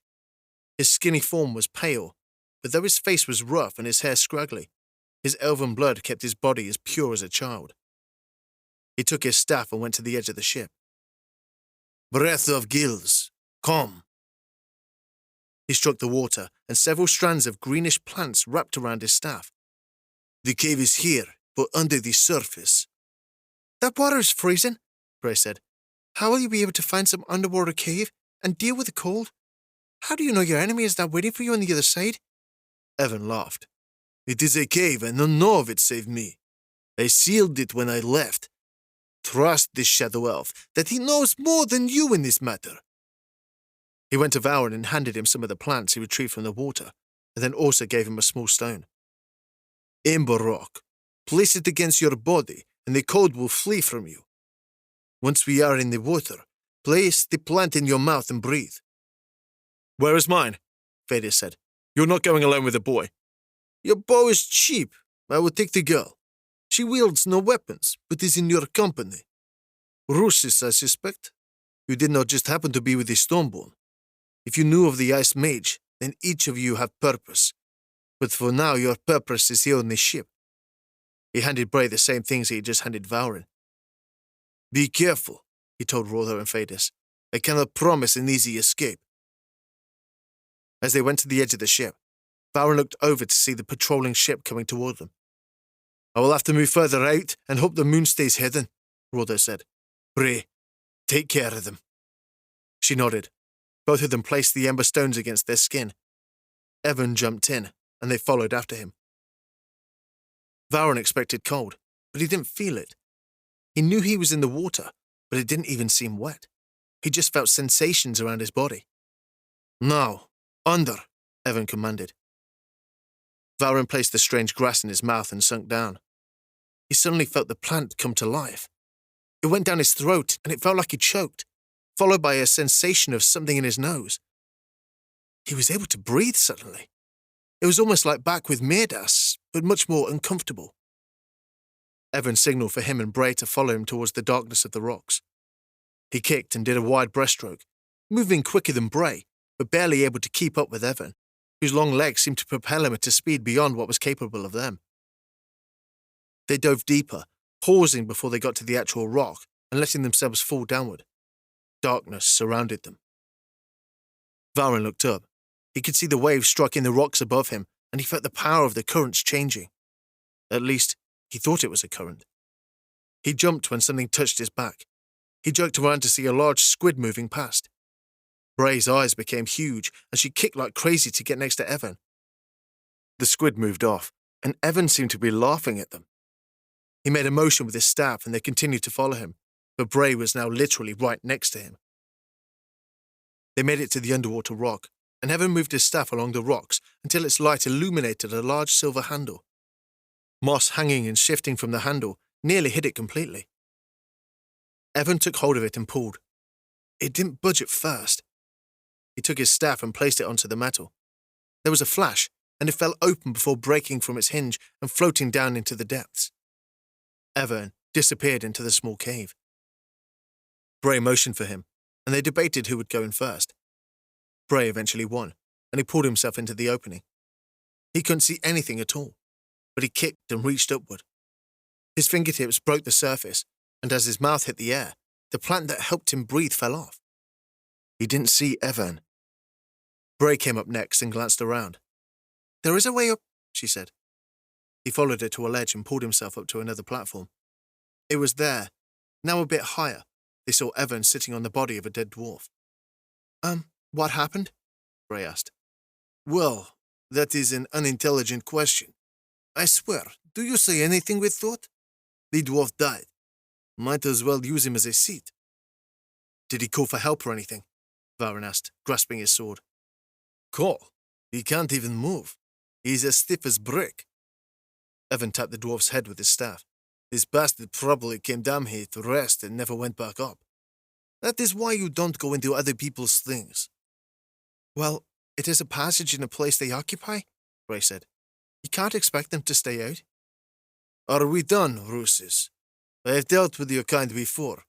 They did not talk nearly as much. Evan tapped his staff again and stood. Come now. We don't want to overstay our welcome in my old home. He gave Bray a swift shake of his head and then lifted his staff. Rassi had come with them. The snake dropped down to the ground and slithered ahead. Rassi will watch out for us. Dwarves can be crafty with traps. There may not be any, but Rassi will search nonetheless. They followed the elf through a large passage and then up a series of stairs that made an angular ascent towards another large door. The door itself was already blasted open. Evidence of fire marks and smoke surrounded it. This was locked and sealed, he muttered. Dwarves delve too deep into places they shouldn't. Walking in, they found a ransacked room that seemed to greatly disturb the elf. He made long strides, shifting through tattered books and kicking broken furniture out of his way.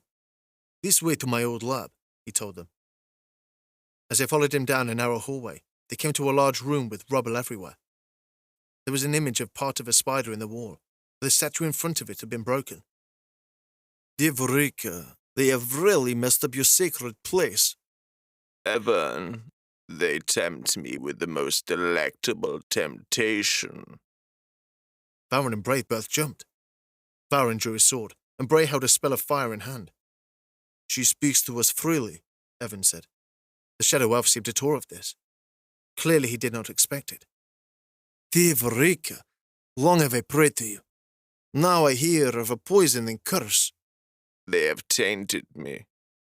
They have fed me delights. I serve their needs in the place known as the Black. Part 4. The Black. What is that? Valrin asked. It was the edge of the old ruins, Evan said. If you look at this statue at the top of the Grand Cathedral, my dear Verika speaks of her altar beneath her feet. He lifted his hands. Dear Verika, what do you wish from me to obtain a piece of your venom? Claim it from the intruders. Spill their blood within my chasms. The room shook, and Valrin felt his heart thudding in his chest. Well, this seems easy enough, Evan said light-heartedly, as he now had a quick step in his walk. We can't just attack them, Bray said. We do not have the power to do such a thing. There's just 3 of us. 4, he corrected. No, 3. He motioned for them to follow him and began to walk. I am sorry, dear Rassi. To Bray, you're not a person. Do you see why we avoid people now? My fair snake. Do you see why we feed on them when they happen upon our happy island? He led them out of the room into a large balcony that was partially broken. They moved quickly in the shadows and crossed a narrow path that was open to the outside. Valrin spotted the constructed woodworks and the dwarves patrolling them. There's no way we can get out that way, Bray said. Let us hope he has a plan. She pointed for him to follow after Evan. The elf had already made it to another passage, and his staff glowed brighter as he peered into the passage before he dimmed it. He knelt and waited for them. Rassi climbed back into his robes to hide. We go this way into the Black. Watch yourself. This place is home to the pets of Vereka. I did my best to avoid this place then. Even Rassi did not care for those. Valrin drew his blade and nodded to Evan.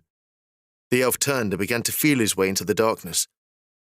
The stairwell twisted downward for some time, and then there was a large opening with a single torch burning on the left side. They have defiled this place. I dare to wonder how much they have delved into, Evan said with annoyance. There was a rank smell and a thick musty film in the air. I have come here on many, many occasions. The pets of Vereka will know my scent, but strangers may prove troubling. If they show their fangs, I say step back slowly and do not proceed. Valrin heard Evan whisper something after his last word, and his staff began to glow. A pale orange light revealed a horror before them. There were massive spiders. At least, they looked like spiders at first. Much larger and more grotesque than even the ones they had dealt with just a few nights ago. It looked like they were actually kin of spiders. They had fewer legs and thicker bodies, and the best part was that they weren't moving. Valrin stared at the creatures. There were no glistening fangs, and no sounds of claws scraping the floor. There were several more of the creatures a bit further down, but most of them were broken to the point their legs were cracked and riddled with marks. Evan knelt to one of them and brought his staff close to its head. "Dear friend of Varika, the dwarves must have done a number on your souls." He looked up at Valrin and Bray. "They took their poison and defaced the poor creatures." "A dead creature is better than one threatening us," Bray said. Evan stood up and jerked back toward the path. "There was a time, dear Rossis, that I would have turned you into a plant for such a comment. But I do fear this development." His glare turned to a smirk, and he pointed to the beasts. "These creatures were not dead for too long before now. Something has moved the dwarves to push into the black. I do not dare guess what horror they have teased Varika with. She is not easily pleased." They continued forward, passing more of the dead creatures. Valrin stepped around the massive legs of one that had died in the center of the path, and was happy that the creature was dead. He dared to wonder how they would have gotten away from such creatures had they, as Evan mentioned, showed their fangs. The path came to two large doors. They were very dark, regardless of the staff light that Evan moved from side to side. He pushed open the door carefully, peeking in and dimming his staff further. He pushed the door open and motioned them to follow. There was another stairwell and a strange blue light shining on the walls. A chant was in the air, but Valrin could not distinguish the words. "Dwarven magic," Evan hissed. "Mind your ears of this sea vomit." They made their way down the stairs and came to metal gates that were 2 times the height of the elf, but slightly ajar. There were large statues of the creatures from before on either side of the gate. "The holy entrance defiled," Evan stated. He motioned for them to stay and put his staff out in front of him, slowly creeping through the gate. Valrin went to peek around the corner, but Bray put a hand on his shoulder. "Wait, let Evan tell us to proceed." He shrugged a hand off, and they both peered around. The elf was already a good few paces away, and was also peering around the edge of a second threshold. He turned to see them and signaled for them to proceed, but put a hushing finger to his lips. Valrin went through with Bray just behind him and went to the other side of the threshold. Evan pointed, and Valrin looked into the room ahead. He spotted a massive blue fire hovering above the protracted legs of a spider on its back. The spider was actually some kind of statue, a place for vile incantations. There were bodies of bleeding elves lying all over the actual altar built into the center of the spider. They had been prisoners, or perhaps, or it just seemed that due to their appearance. Their skin was sallow and tight, and their eyes moved slowly, but with blank gazes. Their blood was thick and bubbled out of their bodies like it was old. A dwarf appeared and lifted a large bony staff into the fire. He brought it down towards the bodies, and there was a screech from many of them.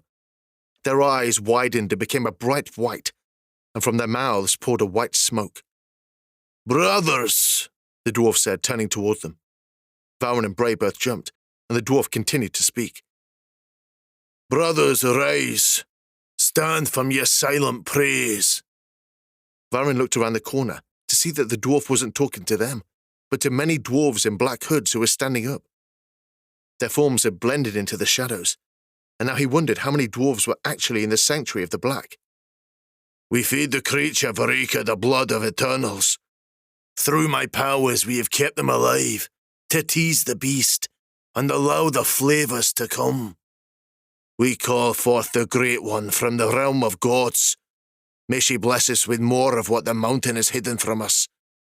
We serve our barbed king, for he is wise. He has foreseen the forces of the sea to play a part in a great undoing of a shrouding darkness, when beasts of old will come from the realm that is deemed evil by the world. Our king will slay them, and in so creep toward the great god Throker in power The gods of the north know not the strength of the barbed king. He is great. He sends our fleets to claim the treasures of the prophesied Stormborn. He will claim what is his, and I will command legions in time. A prophecy speaks of elves from the shadows who will undo this prophecy. They will close the gates so that the world will never have the trials of the coming darkness. Elves from the very seas that surround us, brothers. They will not destroy us, but our king intends to poison all who live within these seas. Be it men, creatures of the sea, or anything that comes up against us. But especially the elves. He will not be stopped, but he must have more blood of the Breaker. Evan closed the threshold and touched Bray on the shoulder.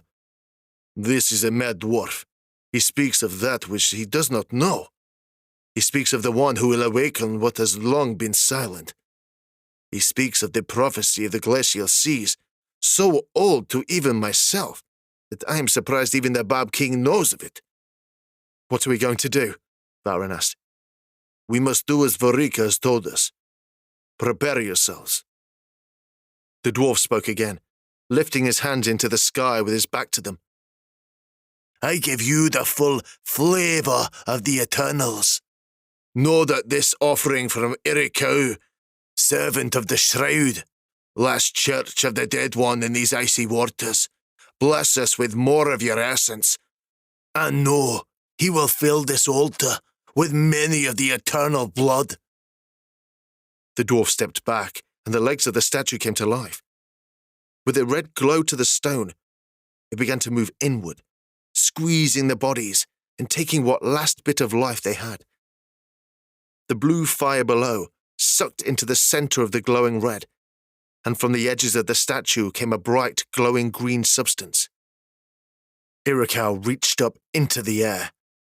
From his hooded form, Valrin saw only his greyish hands, reaching over the pouring green fluid. Thank you. We embrace your darkness. Forgive us of slaying your guardians. Do forgive us dwarves for not earning our way into the sanctum before now. A scratchy voice spoke within whispers of wind pouring in around them. Poisonous words spoken as guilt to embrace the betrayed. I give more of my essence, but it is for who claims it. Evan stepped into the void and sent a blast of yellow energy from his staff. The dwarves closer to him flew forward and began to shake violently. Valrin stepped out with Bray and stood behind Evan, who sent a second bolt of yellow energy into the one called Irikau. The dwarf fell to the ground, shaking. The dwarves spun, drawing staves of their own, just to fall to a blast of poisonous earth magic wielded by Evan. Rassi slid forward. She jumped onto the neck of one of the dwarves before biting his face. The dwarf screamed and fell to the ground as the spot Rassi had bitten began to rot immediately. Valrin stabbed one of them in the throat, but he discovered the spell of the elf had already begun to cause blood to pour from their eyes and noses. Valrin's blade was mere mercy. Bray shot a blast of electricity into a group who tried to flee to the other side of the room, dropping them to the ground. Evan then blasted another shot of his staff toward them. All of the dwarves who were standing were now dying on the floor. Praise be to Vorika. Dear Vorika, I now take some of your essence. Evan took out several glass bottles and sampled the glowing substance from the statue. This is all that is needed. Enough of the need of you, Valrin Stormborn. Valrin rubbed his blade against his boot and sheathed it. Evan handed him one of the vials. He held it up, looking at the strange fluid. Now we can return, he said to Bray with a smile. We have what we need. Do you have what you need? A voice grumbled from their side. Bray pulled Valrin back as Evan flicked his staff towards the mound of dwarves. The one called Irikau stood up. His eyes glowed red. You cannot throw down a servant of the shrouds with me earth magic. I am of death. I command the earth to split and pour forth those to serve me as needed. Dwarves are more than mere iron and hot metals. Irikau lifted his staff towards Evan. Elven waste. You cannot kill what is dead. Irikau threw back his hood in an arcane wind of purple magic that enveloped him. It is a lich, Evan cried. "Stormborn, flee from this place! Flee now!" Bray grabbed Valrin. "Now, we must go!" A blast of green magic struck Evan, and he cowered under a growing ward of gold he used to push back at the Lich's attack. The Lich shouted, "None will escape! None will leave this rock!"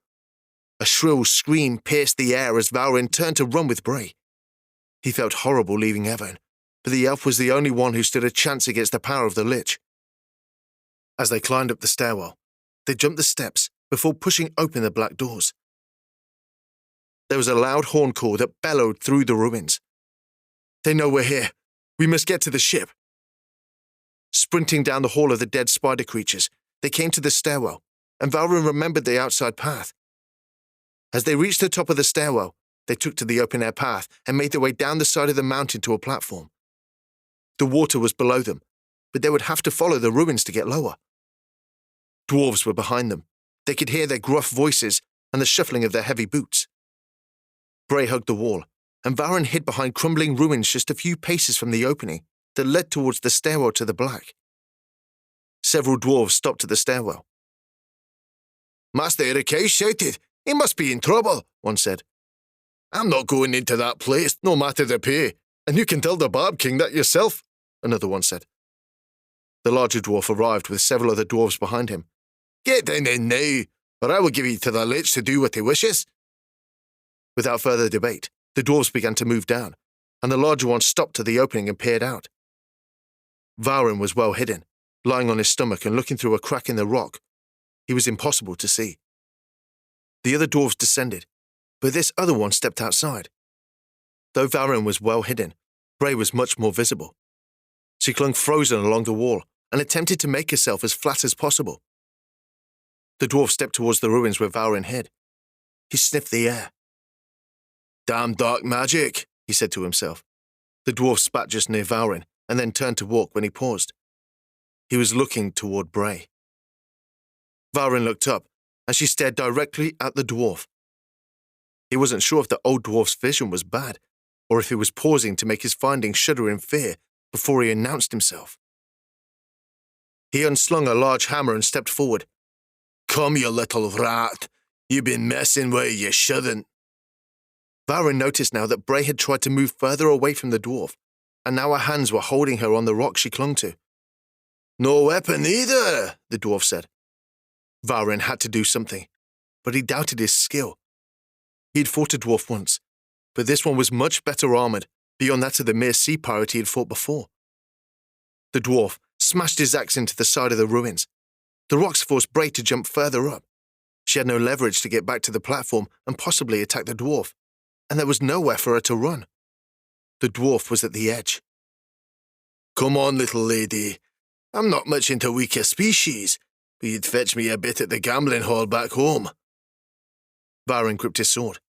His hands were sweating, and he struggled to control his breathing. In a quick jump, he pushed up and ran for the dwarf, thrusting his blade into his back. It didn't pierce the armor, and the tip got stuck before he jerked it back. The dwarf stumbled as he turned. With a yell, he stomped forward, swinging at him.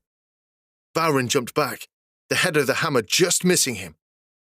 He had to choose fast, either run further back or attack his adversary. He had to do it, and as the dwarf recovered from his swing, Valrin moved forward quickly, slashing the dwarf's hand and piercing the dwarf's unguarded hand. He then pushed on again, further taking advantage of his opponent and shoving the dwarf with his shoulder. The dwarf fell backward, hobbling on the edge of the precipice for a moment. Valrin steadied his footing as he grabbed the edge of the ruins to keep himself from falling. In a moment of unexpected shock, he watched as the dwarf tumbled down the rocky ruins into the depths of the sea below. Bray had already begun to climb back over and now managed to climb to a better spot and jump to Valrin. That was amazing! You did better than I hoped. I am sorry. I tried to get up above him, and well, I didn't do it. You saved me." He took a moment to think about what had happened. It was the first time he had actually done it. He looked down over the edge again. He had killed that dwarf to save his friend. It felt strange to him, and he still didn't believe he had actually done it. Valrin nodded at her and twirled his sword. Let's go and get away from this place. Bray looked back towards the opening and saw no other dwarves. Further away, they could see large torches coming alight along the battlements. She went to the opposite edge where the earlier event had unfolded and pointed. There's a ledge, and it looks like it's another stairwell. We may have to jump, but we can get to the sea. Once we get there, we can't swim to them without the stones that Evan gave us, and their magic is gone. How are we going to signal them to get us? We can do it. Just watch. You know I can figure out something. She gave him a quick grin. They climbed down a section of the rock to a barely visible ledge that ran towards the platform Bray pointed out before. Once on the platform, she looked above them and scanned the area. Okay, the rocks we were hiding behind are that way. She summoned a large flame from her hands. I just hope that they're there and watching. She sent a blast of fire at an angle across the ocean. It began to trace upwards, and then exploded into a bright orange flash. Now we go down the stairs. The dwarves are so dense, they would take time to figure out what that was, and by then, we will be gone. They went down the stairwell and went to another long pathway. This one seemed to be straight and run directly out and away from the island. Hopefully it would work to get them lower to the water. There were rocky arches overhead, and at least twice Valrin thought he spotted movement above them. As they came to an open area where the water was just below, they found themselves very close to the wooden battlements that were blocking the original entrance when they came in. Bray looked out from them and saw a shadow moving across the water. That is them. They are coming, she said. It was as perfect as they could get to. The area had deep water and an open spot where the ship could come in fairly close. We will need to go to them. They can only come so close to the walls, Bray told him. Valrin scanned the battlements above him. There were a few lone dwarves on watch, but he guessed many of them had gone to the Lich. He thought of Evan. He liked the elf. Though he was a bit strange, he had a passion for his work. Valrin reached and touched the vial of Erika's essence. This was the only hope they had for Adanos. They just had to get back to the island. Valrin, into the water. They're nearing a shore. He slipped into the icy water. His feet slid in the gravel shore. They were in a cove, so the waves of the sea were not too much a concern, but he slipped into neck-deep water. He felt the feeling of daggers shooting through his body. He kicked, seeing his ship drawing close. Hey, alarm! Ring the bells! Alarm! Alarm! A voice shouted from behind them. Valrin turned and glanced behind him. A dwarf was on the edge of the wall, pointing. He seemed confused, as if no one had heard him. He looked back out, just as an arrow caught him in the head. Phadis was on the railing of the ship, and already had another arrow already to cheek. Valrin began to swim harder.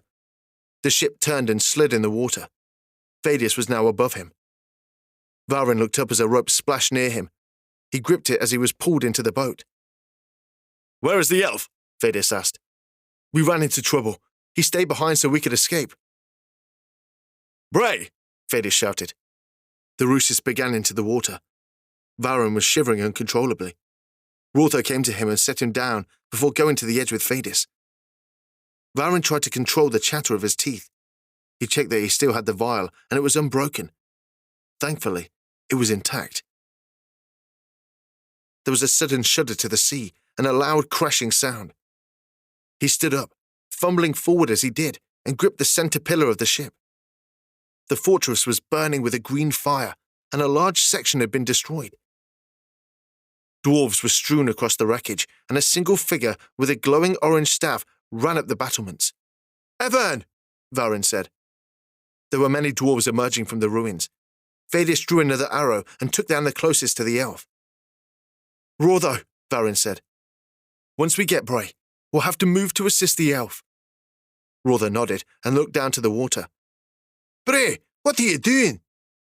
Valrin went to the railings and looked for Bray. She'd returned to shore and was making her way towards the battlements. Damn Ruthless, Rotho growled. Phadis ran along the deck of the ship. He released several arrows as Rotho moved the ship alongside the walls. Valrin, I've been doing a bit of reading and have a good hand at this ship now. You will need to catch up if this works right. Valrin watched as the dwarf manipulated the crystals. The sails of the ship shifted in the wind, and the wooden poles of the ship began to glow red. A moment later, a blast of electrical bolts shot up and over the edge of the walls, sending dwarves flying over the side. Bray made it to the walls just after that, pulling herself up and joining Evan. The ruthless and the elf sent blasts of magic into the dwarves, throwing them to their deaths. Valrin watched as Bray summoned a massive ball of fire and then sent the blast in a brilliant flash towards the ruins. It split off and streaked before battering the dwarves, still clambering up through the burning wreckage. The ship was now just next to them, and Evan stepped onto the railings. Bray was still moving forward on the battlements, casting her spells. From the glowing arcane ruins came a scream, a ghostly shrill unlike any Valrin had ever heard before. In the flames of the broken-down tower emerged the dwarven lich, Iroquois. He floated just above the ground, moving his staff in a circle as many of the dwarves were brought back to the realm of the living. "You will not escape, Stormborn. You were foolish not to flee while you could." Bray sent an arcing bolt of lightning toward him, and he met the attack with a greenish bolt of his own. The whips of electrical bolts twisted and rippled in all directions, but Bray was not backing down. Evan sent a blast of his own, but the magic already in the air caused his attack to dissipate. He'd spent too much of his energy as it was. He was too weak. The undead dwarves were swarming around the lich and slowly began to creep towards Bray. Phadis released several arrows, taking them down one after another. "To the ship!" Evan cried. Bray tried to step back, but she couldn't. Her feet wouldn't move, and her attack was beginning to fail. In a distraction defending against the main spells from the lich, she had not noticed several miniature wisping spells, like shadowy hands creeping towards her legs. The spells wrapped around her and began pulling her towards the lich. "He has entrapped her," Evan said. Phadis fired an arrow, but it was deflected by the arcane winds now rushing over the area. "Damn magic," he cursed. Valrin looked behind his ship, and he saw the dwarven patrol vessel advancing on them around the edge of the island. Evan stood with his staff out. "Ranger, draw an arrow." Phadis drew back an arrow and looked back at the elf. Evan's staff began to glow a bright red. Energy swarmed from his staff to Phadis's bow. "Take down that lich," Evan said. Phadis released the arrow, and this time the lightning couldn't deflect it. The lich turned toward them for a moment and sent a blast of magic into the air, but the arrow flew straight into his side. "A dwarf can never defeat an elf, you rock-scraping fool." Bray pushed herself up, now free from the lich's grasp. Iroquois fell backward, grasping at his wound as the arrow began to disintegrate, leaving a large festering hole near his ribs. The ruthless ran towards the ship and leaped. As soon as Phadis grabbed hold of her, Rotho turned the ship and raised the sails. The patrolling vessel moved to pursue, but Rotho made a quick adjustment to the weapons of the vessel and sent a blast of fire at the sails of the dwarven ship. They pulled away from the burning fortress and vessels of the dwarves, catching swift winds, speeding them north. Evan ran to the back of the ship, and Valrin joined him. In the distance, the lich was standing again, and a green and purple smoke rose from the side of his body. Phadis drew back another arrow, but Evan tapped his bow down. "He is powerful, very powerful. I have killed more of him with my enchantment on your bow, but being a lich, he is mostly dead already. I have no spells to turn him to dust, and it would take great magic to defeat him. Save your arrows. If you are a vampire, well, you could bite him. But we are fresh out of vampires among our companions, I assume." Evan exhaled and collapsed to the deck. Bray, too, was lying down, and Valrin went to her.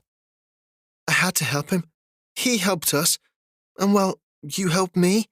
So I did what I did," Bray explained. Valrin hugged her. "I know Adanos would not be too happy with a move like that." "Ha! He'll never know. And now we have what we need." They moved quickly north. Valrin brought up the star map for a moment to confirm their heading and took the wheel from Rotho. The Shadow Elf had proved his loyalty to them. Bray went to Evan, who was now meditating just behind Valrin. He opened his eyes before she spoke, smiling at her. He stood up and took her hands. "I have been harsh with my words to you, but I'd be dead if it were not for your skills and courage. I will not think of you as a lesser, but I might still find your words a bit unintelligent." Bray gave him a peculiar look. I guess I would take that as a friendly insult. Evan chuckled. That is fine. You go find rest in the lower quarters. I will speak with our friend here for a while. As Bray went below deck, Evan sat down next to Valrin. Fadis abruptly walked up at the same time. Evan, how did you know? How did I know what? That you wish to hide that you are a ranger? Fadis stared dumbfounded. Well, yes. I told them at one point, but not you. No man can shoot a bow as you. You use elven wood, and from what I saw, release arrows with the skill of my distant kin. I care less for titles, but you are a ranger. Fair enough, Elf. It seems my past is suddenly showing up in my present. They began to walk away. Evan nodded, even though Fadis didn't see. Yes. How many years will it take for you to return to who you left? Fadis stopped walking for a moment, looked back with just a glance, and kept walking away. Valrin looked at Evan. Fadis hasn't been with us very long, but he has been a great help. I am sure of that. Rangers are loyal to what they believe in. To push someone to run from what he knows to come to the glacial seas is significant. That man is stricken with grief, but it does not concern us now. To have peace, he will have to deal with that what pushes deep down within himself. Enough of him. So it is true that Stormborn do not sleep upon their vessel. So far, Valrin said, but I do think I sleep sometimes. I'm not sure how it works. It will take time. This vessel is a marvel of the sea peoples. I know of them back in the south, but it is more of a rumor to be true. In Fadabrin, we had many books from the north. It was a marvel to know of what was here before the ice moved in with the torrential waters. It is said the land itself sunk, creating the seas. A horrible but wondrous marvel if you think of it. The islands are the tops of massive mountains. If only we could explore them all. Valrin nodded. Perhaps it would be great. But at the same time, delving into that island back there had its own trouble. Can any really be trusted to not cause evil with what they find? No, he replied plainly. No man, nor elf, nor ruthless. Not even the mermaids of the ocean could be trusted with that. But that is not our choice. We cannot control everything. That is where the empires of the world fail. You cannot control what you do not understand.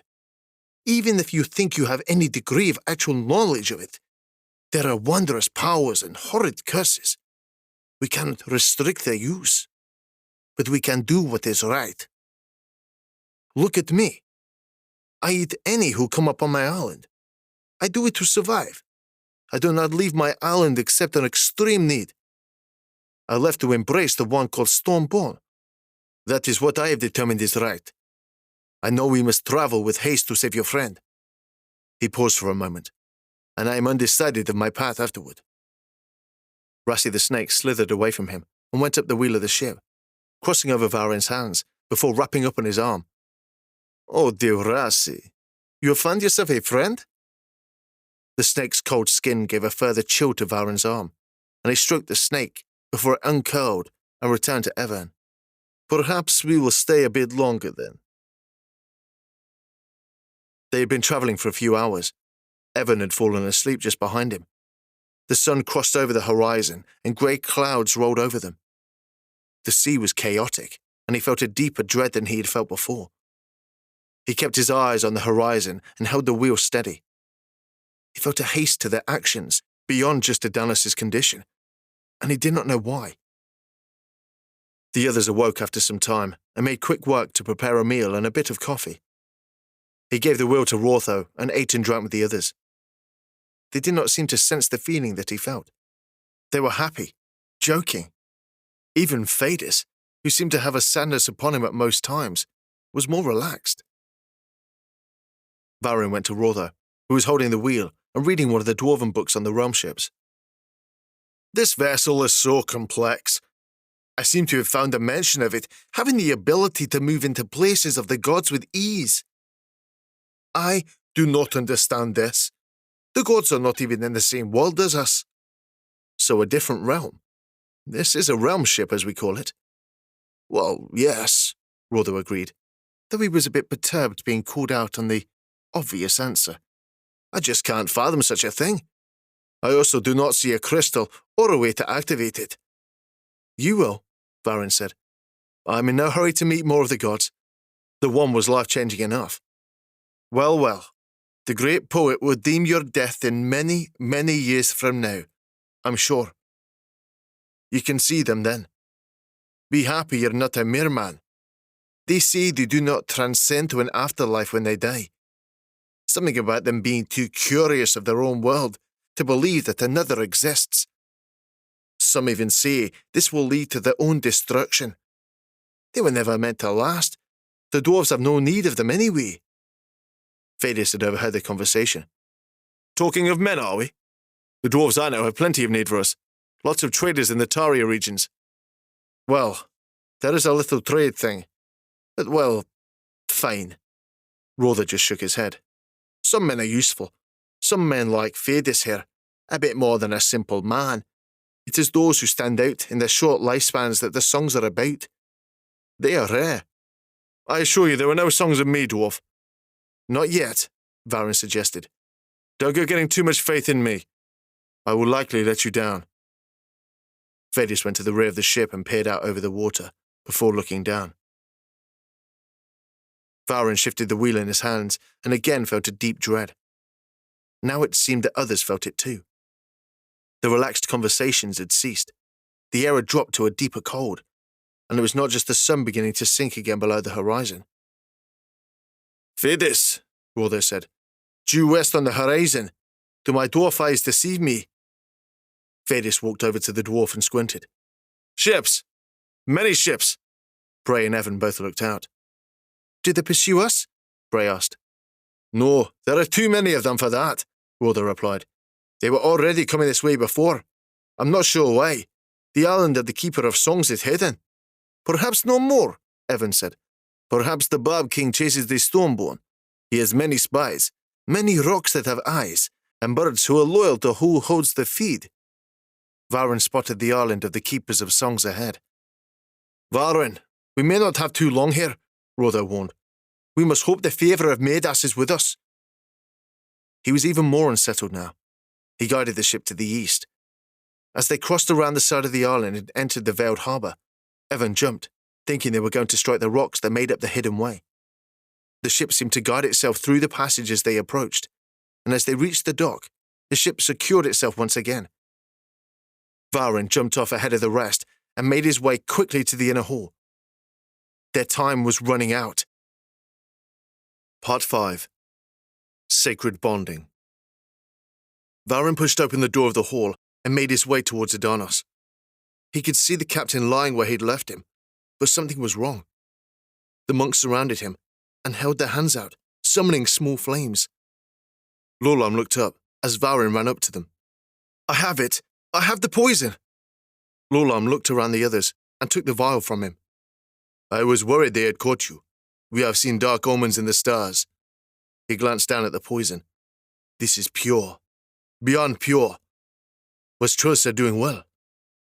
He was, and he mentioned that he wishes to go on an adventure with the Ice Mage. Lolam turned from him. Now that was a fun little foray. As the others finally made it to the hall, Lolam went to a large white altar.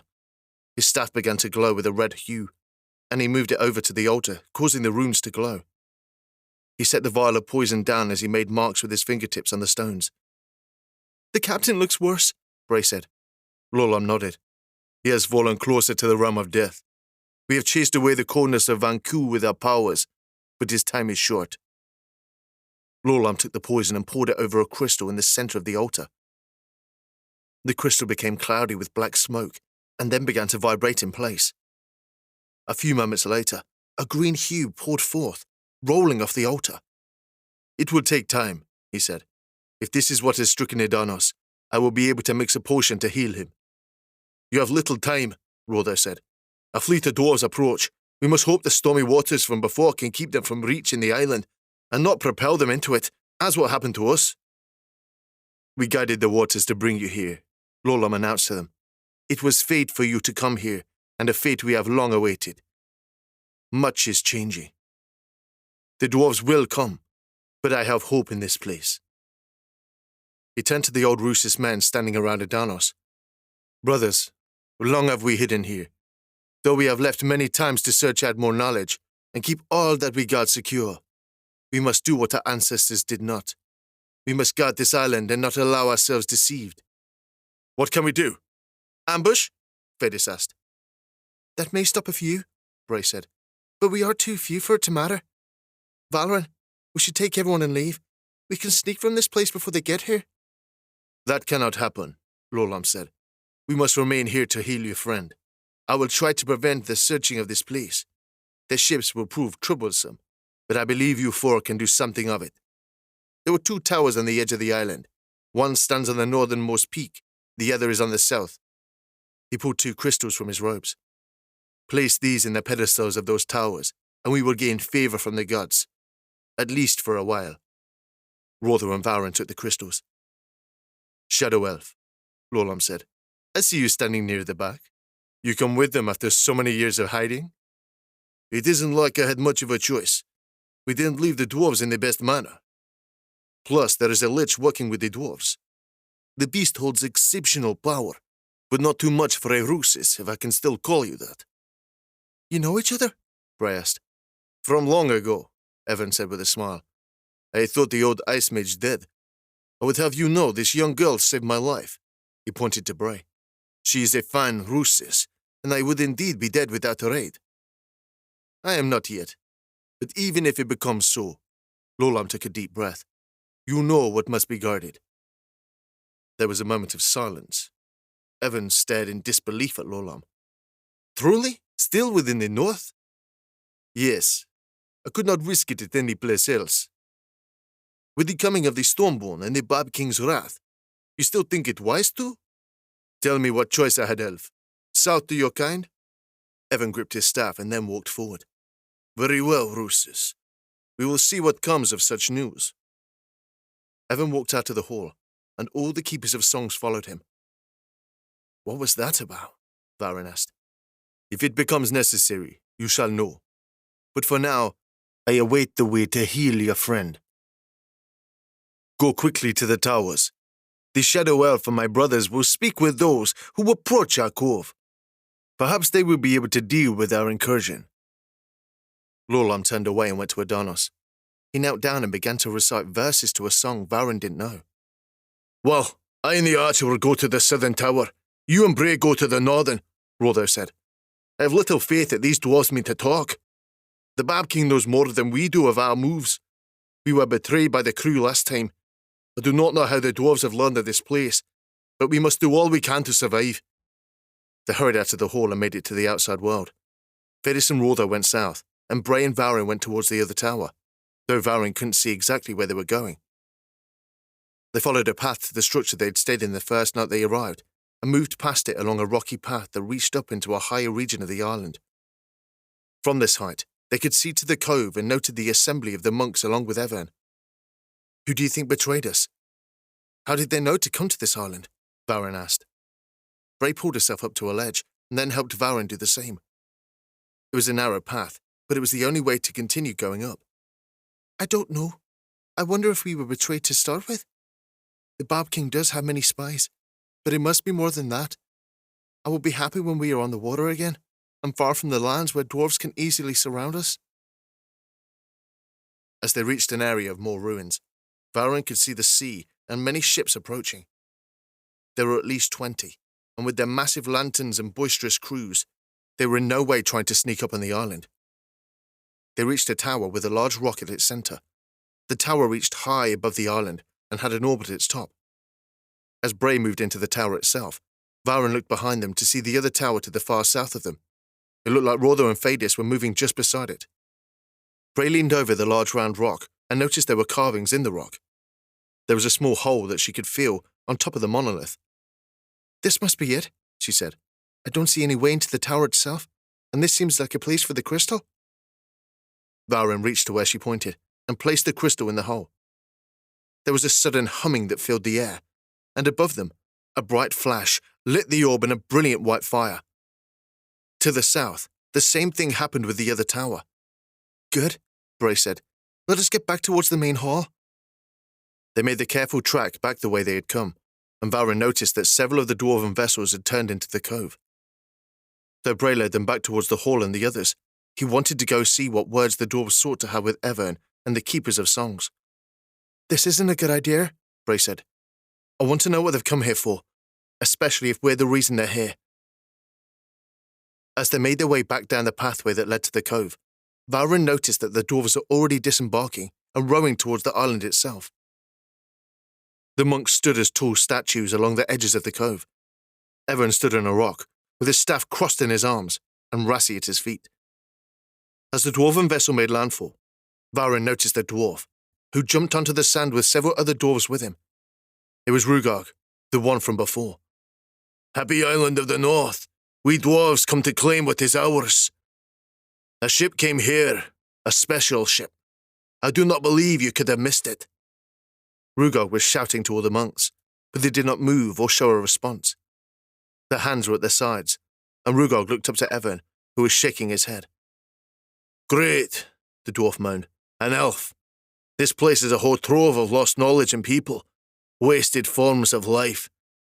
I have you know that we have worked for a long time to give your people something very special. Perhaps I should give you some. Another dwarf shuffling behind him grabbed Rugog by the shoulder. The Bad King said no, not before it's ready. If you do not kill him, he will learn what the poison is and work on an antidote. Oh, for a poison acquired in the south, from the Spider Queen? Evern asked. Rugog looked to the dwarf who had spoken, and then glared at Evern. Your people are beaten, elf. These ruins are now the property of our king. All of you monks, he shouted, will come with us or be burned where you stand. My king seeks your knowledge. The gods have spoken to the Bab King and bestowed upon us your location. My kin will take what is ours. Every rock and huge stone is ordained by the highest as ours. You will surrender it to us. The line of monks did not agree. Their hands suddenly erupted in magical light, their elemental spells ready. They already know, Rugog said. This elf said the words exactly. Use the poison. End this before it costs us too much. The dwarves on the beach reached at their belts, grasping tiny glass stars with a substance inside. Now, Evern shouted. An arcane blast of lightning, fire, and ice erupted from the beach, striking the dwarves on approach to the shoreline, along with the ones already standing there. Rugog grabbed one of the dwarves and blocked the monk's blast before throwing several vials against the rocks nearest to him. The monks nearest to them fell to the ground, coughing, and began to shake violently. Evern jumped down, slamming his staff in the sand and sending up a tangling vine of seaweed that wrapped around Rugog and brought the dwarf down into the sand. He ran forward just as the dwarf had freed himself and smacked Rugog on the head. Another dwarf made it to the beach, and the entire shoreline was suddenly engaged in battle. Valrin went to stand when Bray pulled him back. We must get to the hall and Adanos. There are too many here. Evern was now engaged in a duel with Rugog. The dwarf wielded a large staff with the bones of some sea creature as his weapon of choice. Fire upon the island! Kill all who are not dwarves! He shouted. The dwarves then turned to the closest ships and made a motion with their hands.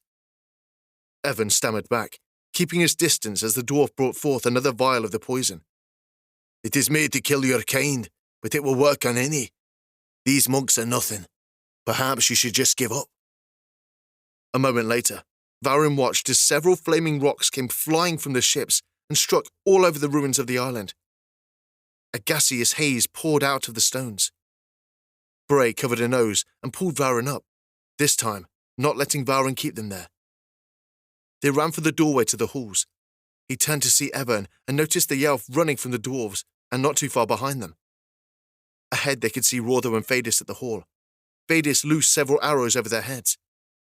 Another volley of the burning rock struck behind Evern, and looking back, they could only see a hazy fog of cursed death covering the island. They made it to the hall and barreled through the door. Poison! Rordo shouted, struggling to catch his breath.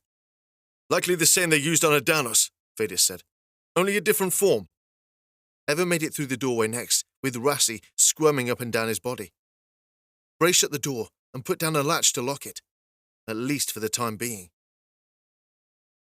The others, The other ruthless are dead, he said. How did you escape it? Valrin asked. This stuff cannot hurt me. I've embraced the kiss of Varik before, but dwarven steel is a different issue. He revealed that his hand was cut with a deep wound. I worry little of wounds such as this. It will heal, he said. I managed to strike the one they call Rugog really well before I fled. They were dragging him back to the ship the last I saw. They made their way back to the actual hall to see Adonis floating above the stone altar. Lorlan was chanting as a greenish hue floated around both of them. The others stood silently as Lorlan continued his spell. Adonis's body floated down and then back up.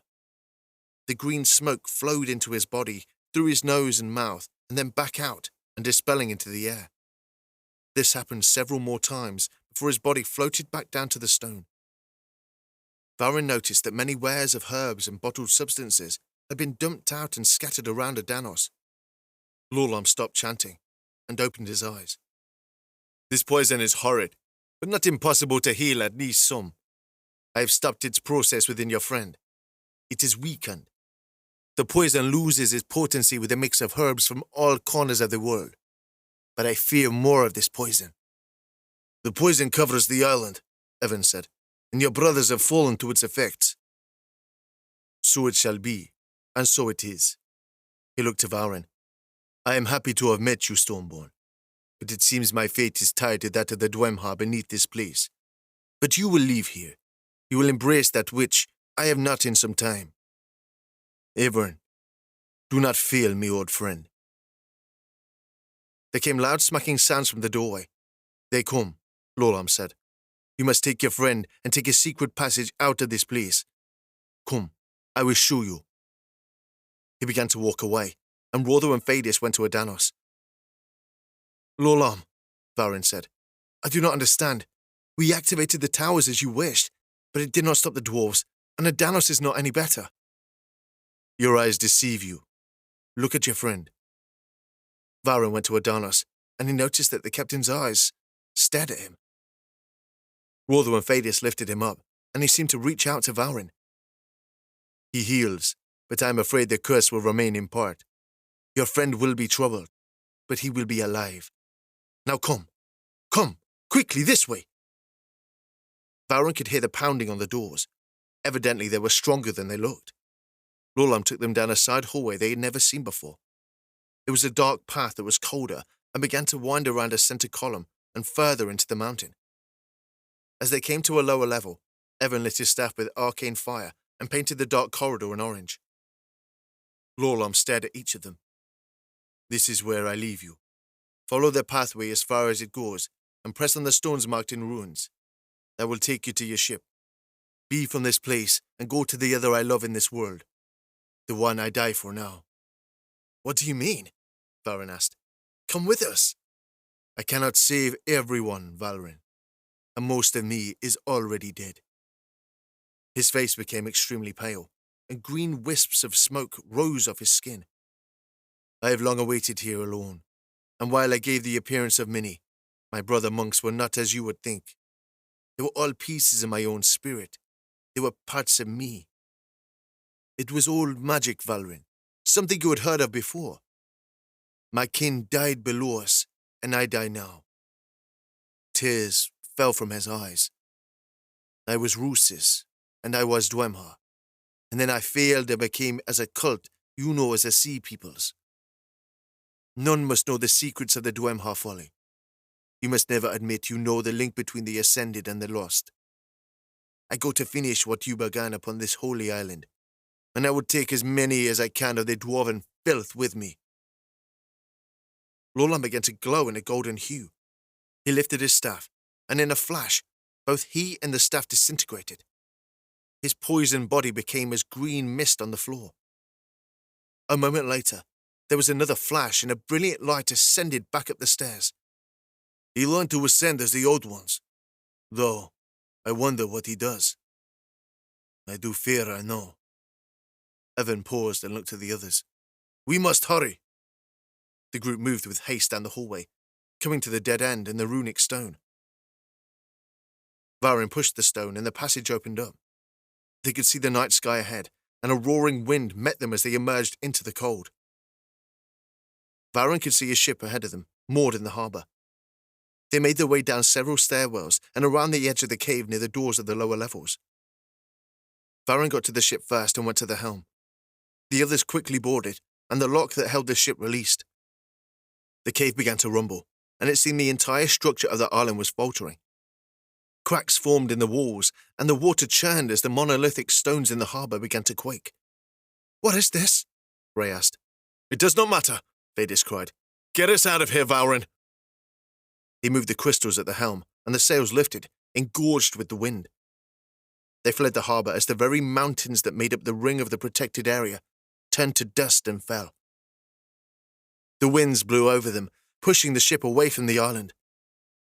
Valrin turned to see if any dwarven ships were following, and he could not make out anything but a brilliant light shining over the island.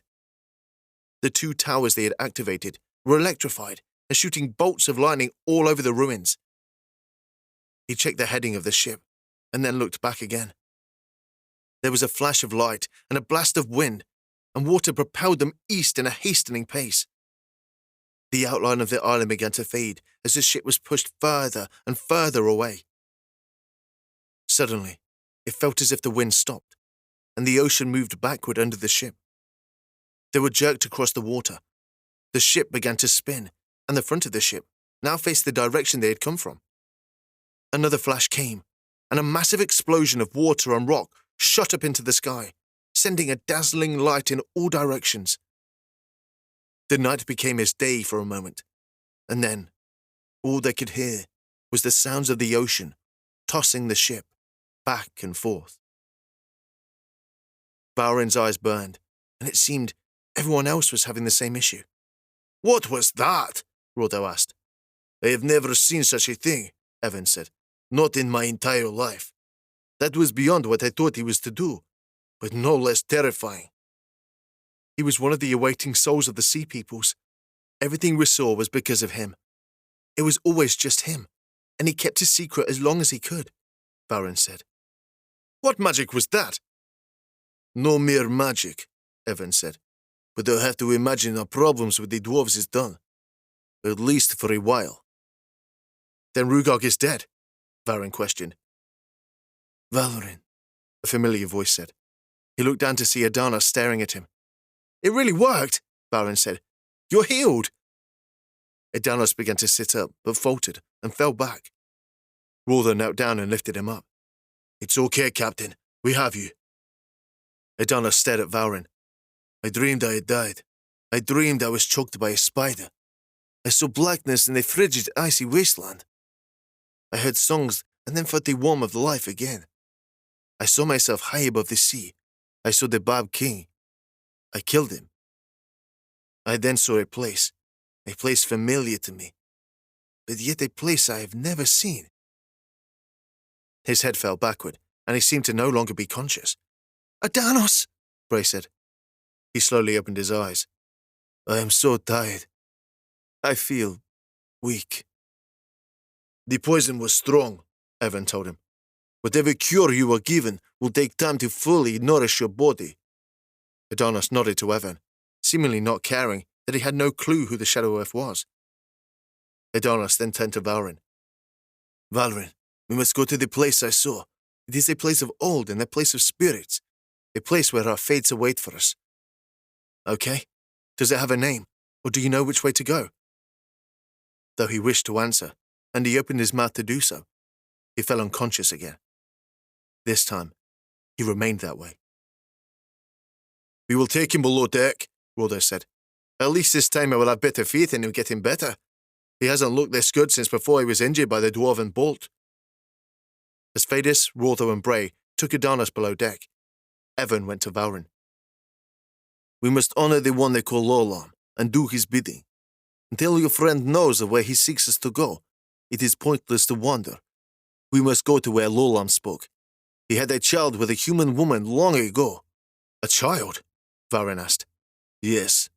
The Ice Mage had his fun, but it was too risky for him to take his love and child to where he was.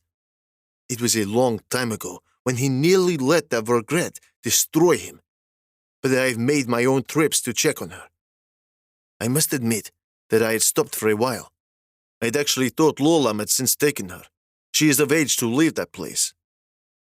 I can say that at least she grows strong and in a sanctuary surrounded by those loyal to the gods of the north. It is not too far away. A shrine of Dim, the god of winds. One of many temples in the glacial seas. But it is not mere chance that she is there. It is time for her to be released from her sacred vows to the gods and embrace the call of the Stormborn, as her father did. Valrin chuckled. So easy to break a vow? What if she doesn't want to come? Evan looked down to his staff and smiled as Rassi curled out of his robes and over his hand. Then, I must kill her.